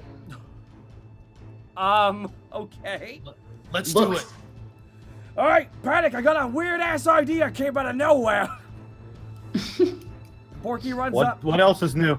Borky runs up to Greckles And Borky's in a rage, so I take advantage on strength checks. And You do, Porky yeah. grabs air Greckles, baseball special.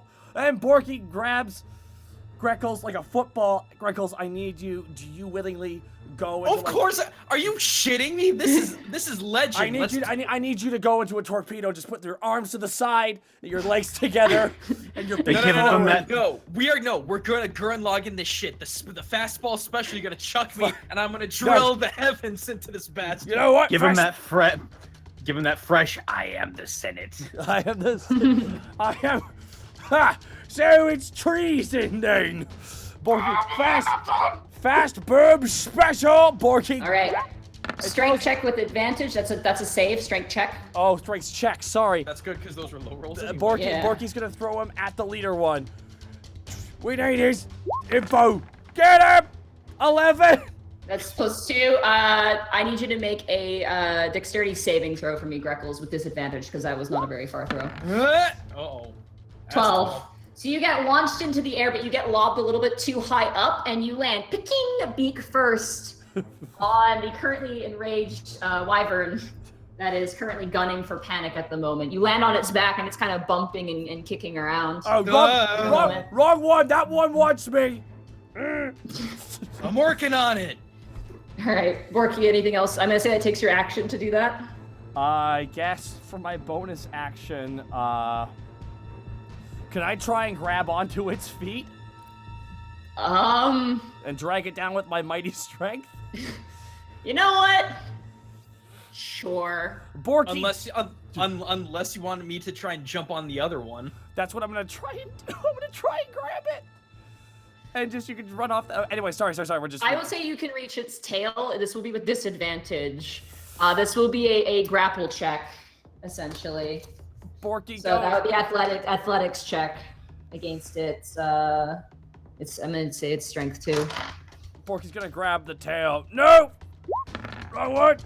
And that is a 15. At disadvantage? 15? Yeah, with disadvantage, because you're kind of just getting the tail end of it. Haha. No, you grab it, and you are now kind of being risen out of the air, just holding on, dangling to the back of this thing. You haven't halted its progress whatsoever. It's still moving. This is a bad idea! It is now the enemy's turn. As this entire battle's happening, you hear something echo over the city. A loud roar.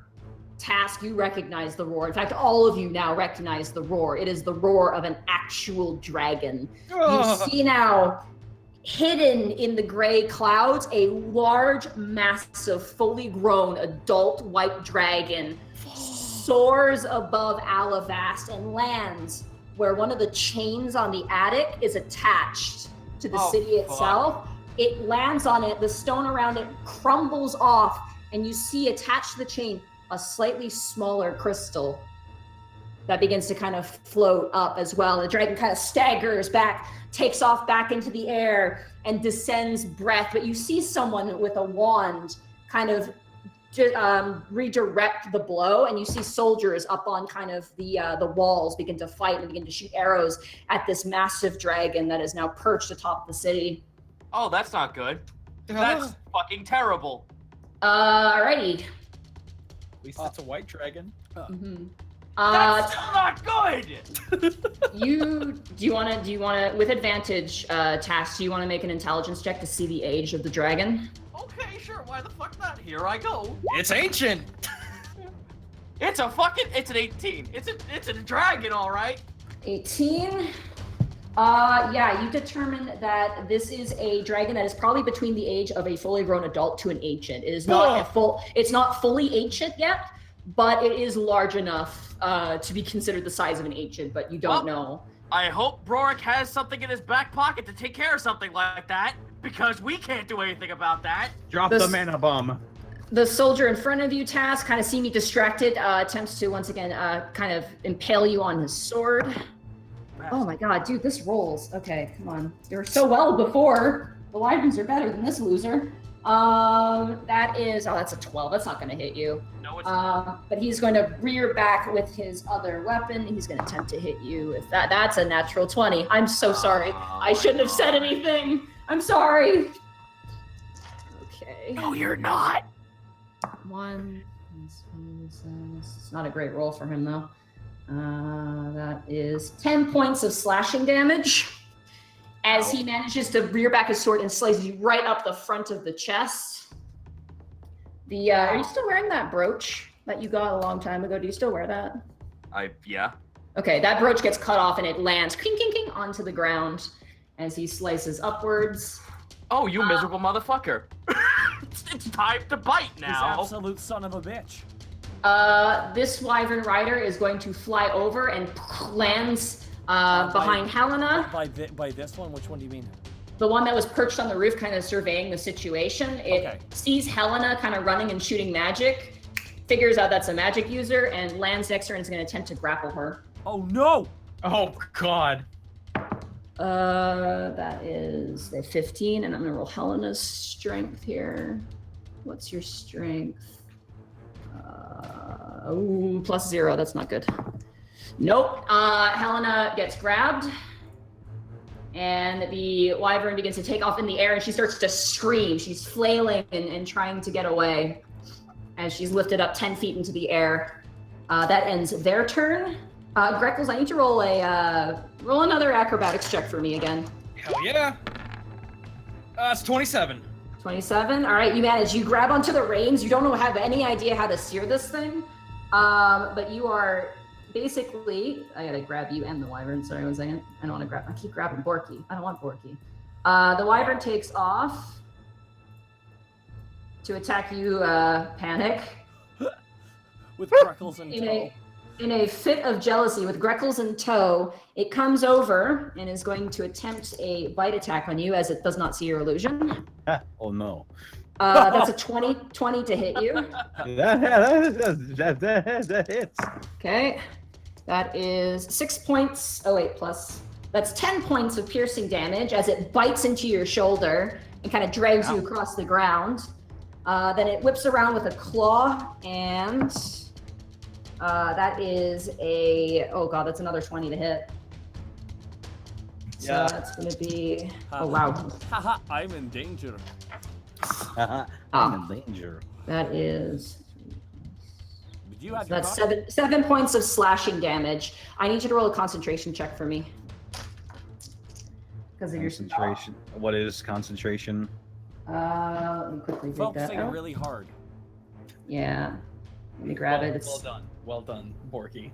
Yeah, that was just me, man. That wasn't Porky. That was just me talking. Let me grab. Sorry, I gotta find it because there's a rule to it. I'm trying to hold on, but I can't really focus right now. Whenever you take damage while you are concentrating on a spell, you must make a Constitution saving throw to maintain your concentration. Oh, So, how much damage did you just take? Because I forgot. I took 17. 17. All right, so I need you to half that damage would be 8. Alrighty. So I need you to roll a Constitution saving throw for me. So you have to be above a 10 for this. All right, you're 17. fine. You get hit really hard. You're like, no. You maintain your spell. You're fine. That ends its turn. And that ends the entire enemy's turn. As you now see the white monolithic dragon currently like snapping up. It grabs a guard and crunches it and tosses it down the wall. Hellish Rebuke. Oh, all right.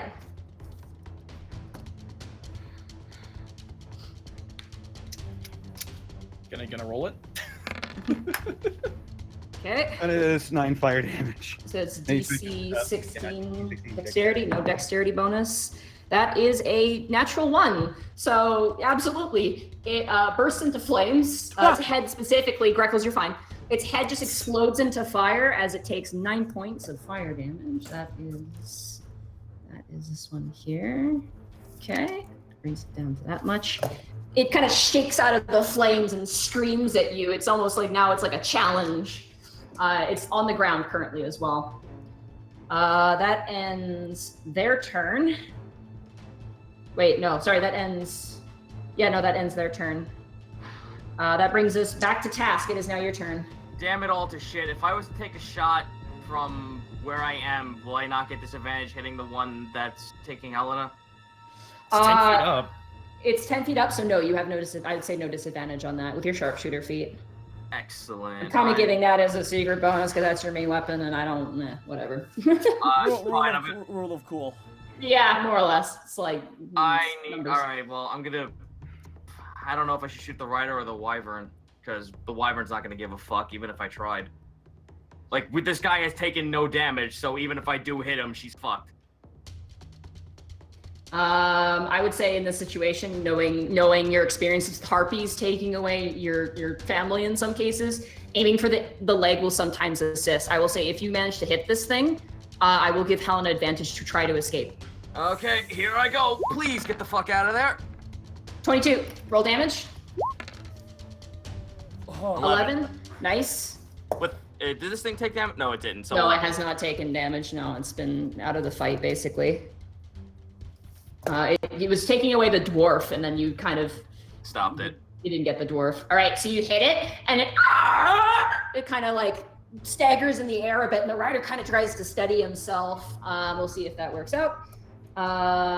You want to take another shot, or? He fixed himself.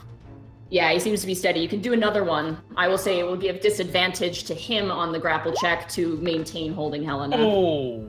15. 15? That does hit. Roll damage. So that's 13 plus 8. So that is 21. All right. Whew. That's a lot of damage. That's a lot of damage. All right, you shoot it again in the leg, and it staggers. And you can even see its grip loosening on Helena at the moment as she's kind of screaming and trying to push away.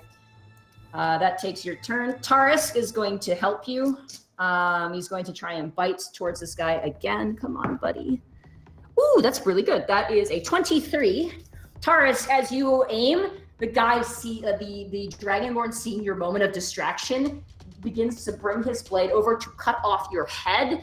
And before he can even do that, you stare at him. Like, you turn and you see him about to strike you down. You watch as Tarek leaps up and descends, grabbing and gnashing his jaws into the side of this guy's neck. And you watch as Taurus rips out half of his neck. And you just hear a gurgling scream. Yeah, absolutely. You watch as Taurus completely just rips this guy to shreds. He yanks him off the wyvern and just begins to like pull out pieces of flesh. As a move action, I take the reins. Okay, I need you to roll handle animal with disadvantage. We've made magic happen before. 16. The wyvern begins to kind of like buck you almost, but you manage to kind of stay on and rear the reins. The wyvern is not going to attempt to attack anyone anymore.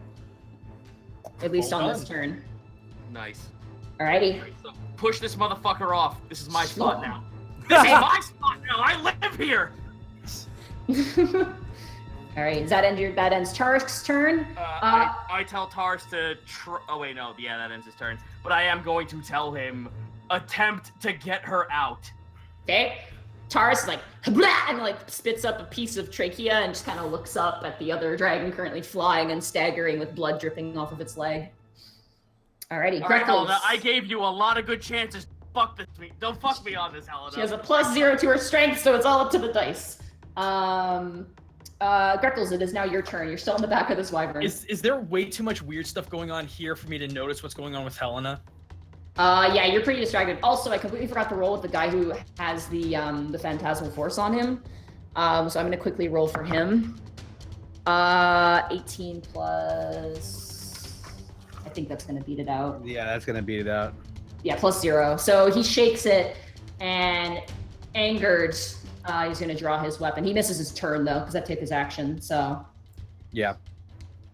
I'm gonna delete your giant thing now, because I believe it drops the spell, correct? Yeah, it does. Sorry, I completely forgot about him and his funky JoJo's Bizarre Adventure. Okay, so Greckles, it is now your turn. Seeing this thing attack Panic, and with its tension diverted, I'm just gonna stab it right in the spine. Alrighty, you technically have flanking, because you are sandwiching this. That is a nat 1. That is a nat. Boy, no one's gonna let me live this easiest shot ever down. You go to strike it, and the wyvern like pulls back its head, grabs your arm as you go to stab it, and flings you off of its back. You fall face first onto the ground next to Panic and are prone. You can use half your movement to get up, though. How would that work with a dash? It doesn't. It takes half your standard movement. So your standard movement is, I believe, 40. So it'd be 20 to get up. You'd have 20 remaining, and then your dash, which is an extra 40, I believe. Here comes Grekel's Family Guy falling from the sky next to Panic. Would that? Hang on a second. Just doing the math. If I used my movement action to dash to be 80. Wait, no, the math is right. Okay. Mm-hmm. Ba-ba-ba-ba. You would dash 60. You wouldn't dash 80. The acid, Right. the acid dagger. You lose whip. 20 feet. You lose 20 feet getting up, basically. Right. Is it? And it's on the ground, right? It is on the ground, yes. You Would I can take go it- around. You can go around this guy because he's in the air currently. Would I take tax of opportunity if I moved away? Oh wait, no, I attacked. I got mobile. That's right. Yeah, you can move away. You got mobile. Could I attack with the second attack, as well as move? I'm not sure how that would work. Yeah, If it you needs can- to be in the moment. Your or not. dash is your bonus action. So what you can do is you can move 20 feet without your bonus action, and then you can use your bonus action to hit. Gotcha. Yeah, Okay. so you can move 20 feet basically. I will then move. I'm assuming that this lip right here of the wagon is actually kind of over, or am I actually getting into the wagon at that point? You're kind of like crouching out the side of it and swinging out from the side of it. I'd say you can stand there if you want to.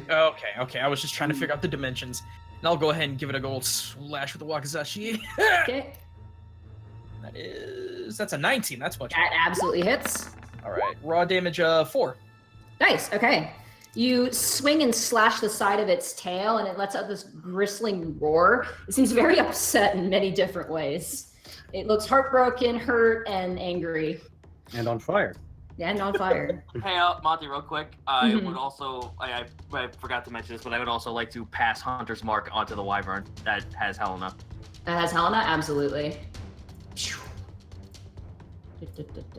All right. Yep. All right, that brings us to Panic. Okay.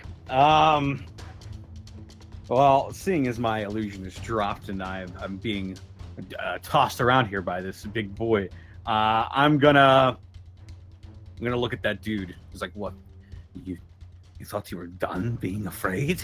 Oh no, your fear is only beginning." Oh, And I come on, stare. man. And hang on, let me just get the math right here real quick. Spiders. Big cone. I like drag my pick down my guitar as shades of these things' worst fears come to light, and I cast fear. Alrighty. Each creature in a 30-foot cone must succeed on a wisdom saving throw or drop whatever it's holding and become frightened for the duration. Okay. That includes some allies and the NPC. So, Greckles, I need to make a wisdom saving throw. Oh, good. That's 17. Okay. That What's the succeeds. spell save? That succeeds? That Okay, succeeds. good. All right, the wyvern in front of you. Where's its wisdom? Oh, okay, it actually has decent wisdom. Do you have directional control of the cone? I think so. I was Yeah. about to Yeah. say, could you just do it? Yeah, I this could way? just I think go it's like. from you. It's a 3-foot cone from you, essentially, is what I understand. So it's like, Yeah, if you could just I do it over imagine here to I miss can- everyone. I can choose the direction. Yeah. So.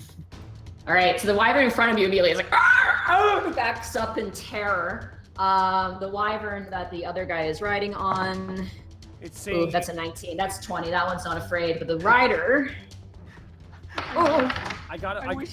I gotta. that's a fail. I So gotta. that one also fails. I gotta believe that Alright. first wyvern is seeing fan art of Porky and Panic holding each other closely. Yeah, and like you guys have kids and like a beautiful cottage Oh. with a white picket fence, and You can now place the fear marker over my head. Thank you. okay, done. So these creatures currently, the rider is just like, go, like we gotta go, like get out of here. Does that end your turn? Nope. I have a bonus action. Let's see. So Helena's currently being grappled by. She is currently being grappled. Yeah, her turn is after All right. yours. All right, I'm going to, since I still have. Yeah, it's. I'm going to use my Mantle of Devilry, because it's still active, Okay. to cast Command Drop Okay. on the wyvern. Okay. Let's roll wisdom. Ooh, that's a natural 20. I'm sorry. The fuck? You try to command, and it like for a second it like stares at you, and like the eyes kind of focus in on you, but then the rider just kind of pulls the reins back and it like returns back to focus. It is now Helena's turn. She's going to attempt to break out of the grapple with her action. Please, Right. I assisted you. Disadvantage for the wyvern. Okay, that's actually really bad for the wyvern. That's an 8 for the wyvern, and then Don't Helena fuck with this woman, advantage. Helena. 18. Helena gets out. She just grabs and pulls back the things, and she lands on the ground. And make her roll an acrobatics check. Oh yeah, she's fine. So She falls on her stomach, but she doesn't hurt herself. And she kind of flips back, and she is out of combat range. So she is going to. Well, she doesn't really know where to run.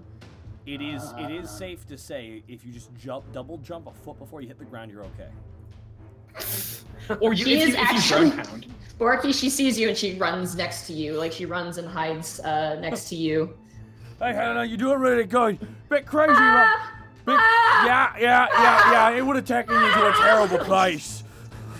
That I don't think. It takes her action. She's not gonna do anything else. She's gonna stay there. She's just gonna like shake and like hold her holy symbol of Orin, just like. I'm just imagining her just like latching on, like.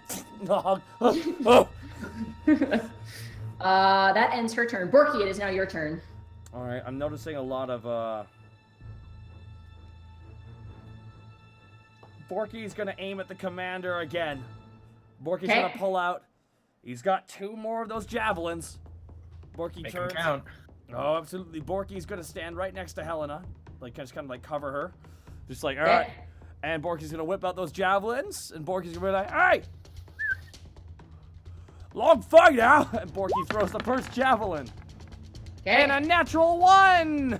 That's a natural 1. I want you to roll severity. What Just do turn around and stab Helena with it. No. whiffed it. What do I roll for that again? I'm sorry, I'm rolling severity. I'm rolling severity for the nat 1. Okay, that's not very severe. That's a 7.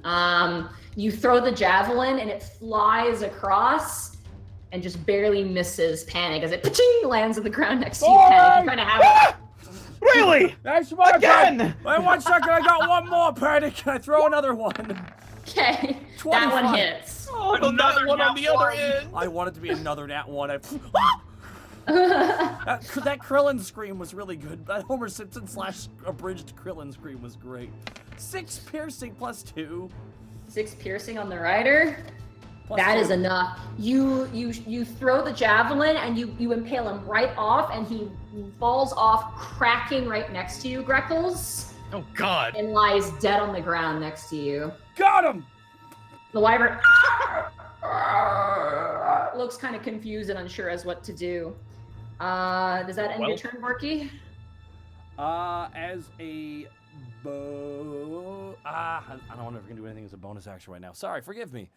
It's all good. I don't think there's really much else you can do. Yeah, there's like through my 2 attacks, and I want to stay next to her. So let's. All right, that's it. That's it for me. The fun barbarian turn is done. Okay. As you guys are fighting now, you see the white dragon is just smashing up walls. It's tossing guards, but then you hear another roar, a second roar, God damn it!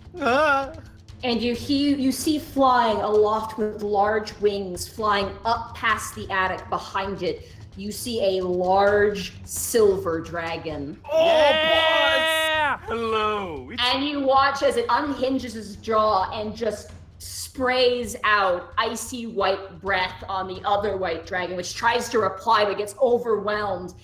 The silver dragon lands on the wall next to it. You watch as these colossal beings begin to intertwine. You watch as the silver dragon bites the neck of the white one, drags it down, and begins to smash and whip it on the top of the wall. The guards are all fleeing now at this point. The dragon begins to wail and scream as sprays of blood echo across the walls. It tries to get up and flee and fly. At this point, all the wyverns are terrified. Task, I need you to make an acrobatics check for me. Oh, really? Okay. Yeah. Okay. 11. I need you to roll an animal handling with disadvantage as well. God damn it, all to hell. A 10. 10. Yeah, you try and hold on to the reins. This thing just starts kicking and bucking and freaking out as it watches. Essentially, it's you assume its leader now being absolutely beaten to shit by a larger dragon. It knocks you off. You manage to land safely, though. You don't take any damage. Why are you attached to it? There you go. As it takes off into the air, it's going to use double its movement to go.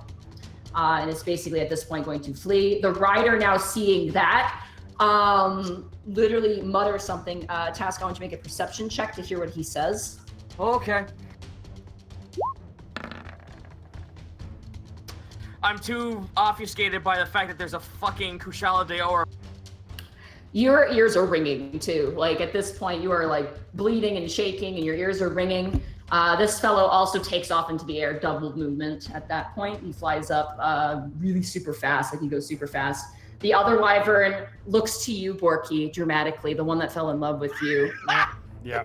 A single lonely dragon tear drips off of its face and lands on the ground. As it like winces its eyes closed, a few teardrops getting caught in the sunlight, and it flies away. That provokes an attack of opportunity from Greckles and from Panic if you want to take them. As far as I know, this thing's trying to kill my friend, so yeah, I'll take a swing at it with the right. dagger. Seeing as copy cutter is now active. Yeah, you What? took... What would What'd that you take? be? I took. You I got took. a sword. Yeah, so you have a sword now. A home Yee wrecker. hee haw. Mm-hmm. It would be All the right. form of a Take- home wrecker. Dagger Okay. goes out. That's a 23. That hits. Do I get sneak? Yeah, because there is someone engaged with him. Huzzah! So that's 7 plus. 2. Suddenly, life has no meaning. Plus another Wow. 12, so that's 20 damage. 20 damage. Not bad, not bad, not bad.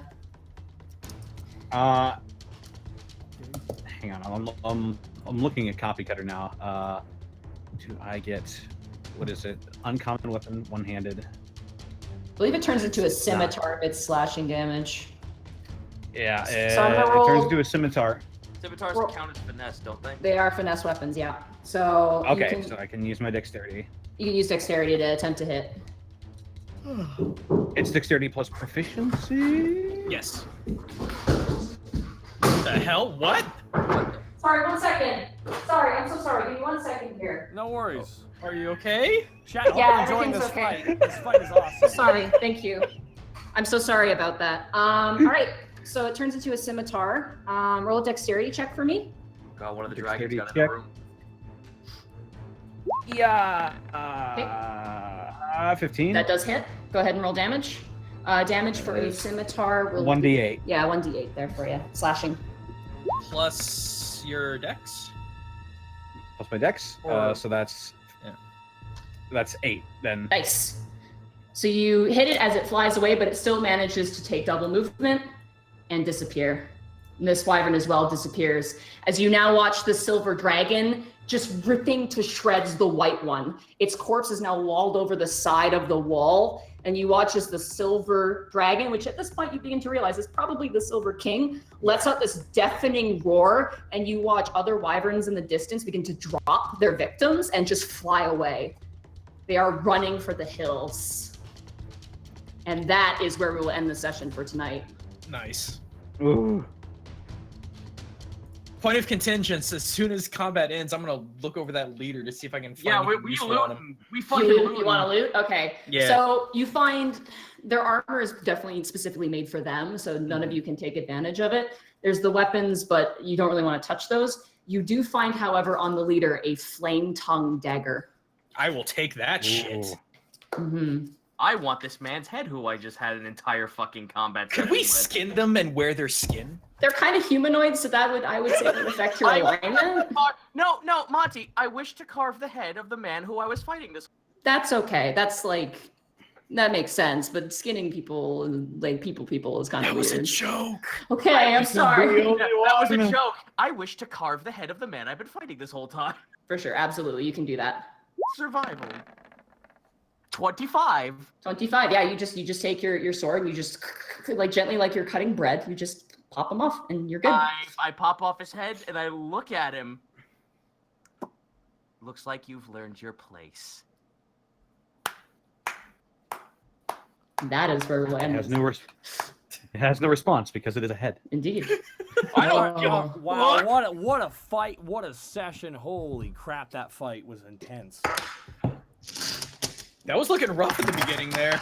yeah, no. Oh, let's go ahead and stop audio. Bye, Austin. Bye, Austin. Bye, Austin. Bye, Austin. Bye, Austin. I hope you enjoyed the Miku concert. And stuff. Oh lordy, Was this he is at a Miku 50. concert? This is 53. Is this 53? Is it? This Yes. is 53. Wow, that's a hell of a cliffhanger. Holy shit. Yeah, The rules 53, you said? I Yes. believe it's 53. Yeah, it's 53. A million episode titles. Oof. Everyone has everyone's been quite clever with episode titles. It's kind of a weird toss-up because it's either musically or like wyverny. Ooh, someone actually just said chasing the dragon. Ooh. Oof. Oh That's God, pretty yes, good. That's yes, pretty I vote good. for that one. That's a- Scam, that was Scam that's a- Man 93 said chasing the dragon. At least the first one I saw. Wait, I'm That's sorry. a dream. That's a Dream Evil song. They know me so well. Yo, but someone Sitaku put down Dragon Force. Oh! Oh. So good! It's because it's got guitar and dragons. It's like you might as well have Vikings show up in the DM and just be like in the metal episode. I mean, they kind of did already, the Northlanders, but you know. Oh my God, this is And then there's Bosco. Bosco, call it Double Dragon. Call it Double Dragon. Is that what Bosco just said? Yeah, that's Yeah. what Bosco said. Call it Double Dragon. Yeah, but Bosco has no say here. He also smells. Yeah, it does. It's true. It's true. He's I'm about just to get kidding, in I'm this just kidding. chat. He's I'm about to just get kidding, in this Bosco. chat and start So, yelling. Bosco, aren't you glad He's that plugging I'm in the his nice one microphone and right now. I'm I not- fucking show you. I smell, motherfucker. I'm fucking coming there. I'm gonna. He's coming in He's hot. gonna be doing something next week, and I'm just like, see Austin, not Austin. Well, there you go, redacted. Oh, you're cutting out. Cutting out really bad, dude. Cut in and out there, yeah. Well, awesome. Uh-oh. Oh, no! Oh no! Rude! Get out of my house, Rude!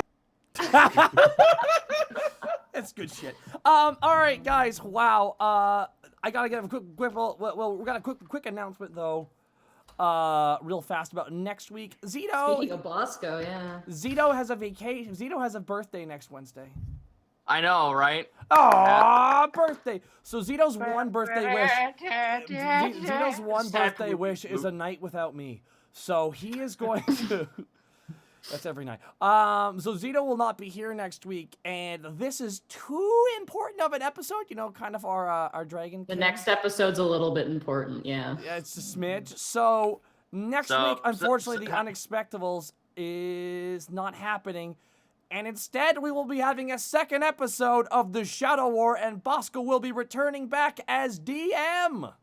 Yeah, because I'm still packing and moving, so Sorry, yeah. Happy birthday, Zito. You fucked up on Expectables. it's all good. We don't care. It's fine. The chat is. I mean, we sorry. care, but it was on me. It was my fault because I didn't plan for it because I was very distracted. So, yeah, no, That's we get. excited. Yeah, no, okay, that's good. The chat is, from what I can tell from the community here, the chat's very excited. Bosco to Electric Boogaloo. It's pretty much very true for what that is. We didn't do shoutouts though, and since Zito won't be here, Zito, where can they find you, you beautiful, beautiful man? You can find me at the twitch.tv/Zito. Tomorrow will be art stream. Friday, I got my copy of Indie Pogo, that game that I fucking pimped out to hell and back and even dropped to the max amount to get it done. Oh, actually, so that will be happening on Friday. Real fast, actually, the devs, because I know the dev of Way of the Passive Fist contacted me for with a copy. Would you be interested in having that, Zito? Yes! Okay, but you I was looking forward to that for so long and I hadn't had a chance to play it. Yeah, so he's like, hey, does anyone in TFS want a copy? And I'm like, I know one guy, so I will get. Who could that be?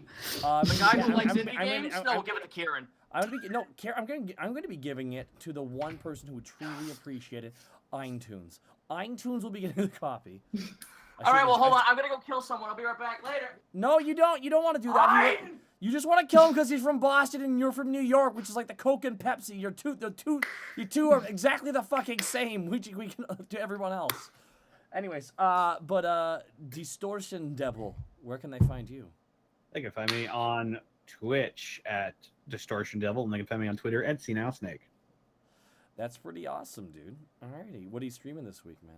I'm streaming some more Rocksmith, some more Overlord, and if I get finished with Overlord this week, I will be moving on to Overlord 2. Are you playing? Are you excited for the new one? The new one. There's a new one that's only on the PS4. What? Yeah, I didn't hear about that shit. Hang on. dude. Yeah, it went digital only, man. Okay, never mind. All right, Goomba. While he's ringing it up, where can they find you? You can find me here at Twitch at twitch.tv/GaijinGoomba. No H, that is the joke because Snake keeps taking them all. Or I'm sorry, Distortion Devil keeps taking them all. For all of you Shadow War fans, I've been doing a long session of Redwood in Skyrim. I've been having a lot of fun. I'm actually developing the character in that stream, which has been a lot of fun. That's smart. You can also expect a new video coming from me talking about some anime this Saturday, maybe Sunday. You're not going to want to miss this. It gets kind of emotional. Ooh, wow. Intrigued. Wow. Monty, where can they find you? You can find me at Monty Glue on Twitter, which I have 5,000 followers now, which is pretty crazy. Congrats. Wow. Yo, nice. I checked it one day. I was like, wait, what? And you can find me at twitch.tv/MontyGlue. I will try to stream tomorrow. I don't know if I'll be able to, because like I said, things are kind of crazy right now. I'm kind of last few weeks of moving. Yeah, no, I'm hoping to probably do Pokemon if I can tomorrow. And then, yeah. That's pretty, okay, cool. Tomorrow I will be streaming, continuing the Great Waifu War. The Great Waifu War, no. Soldiers on. Yes, the Great Waifu War, Darling in the Tanks will continue. And come on, Goomba. I like to think of it as Hitler's 100 Acre Woods. I am what? Someone's I ever don't played Valkyria know. Chronicles? I'm scared and confused. I I can't just put believe in that the Discord anime my about reaction. I can't believe that the anime about guys getting a mecha and the girls' butts become the controllers turned out to be unsavory in the end. I'm shocked, I tell you. Fucking shocked.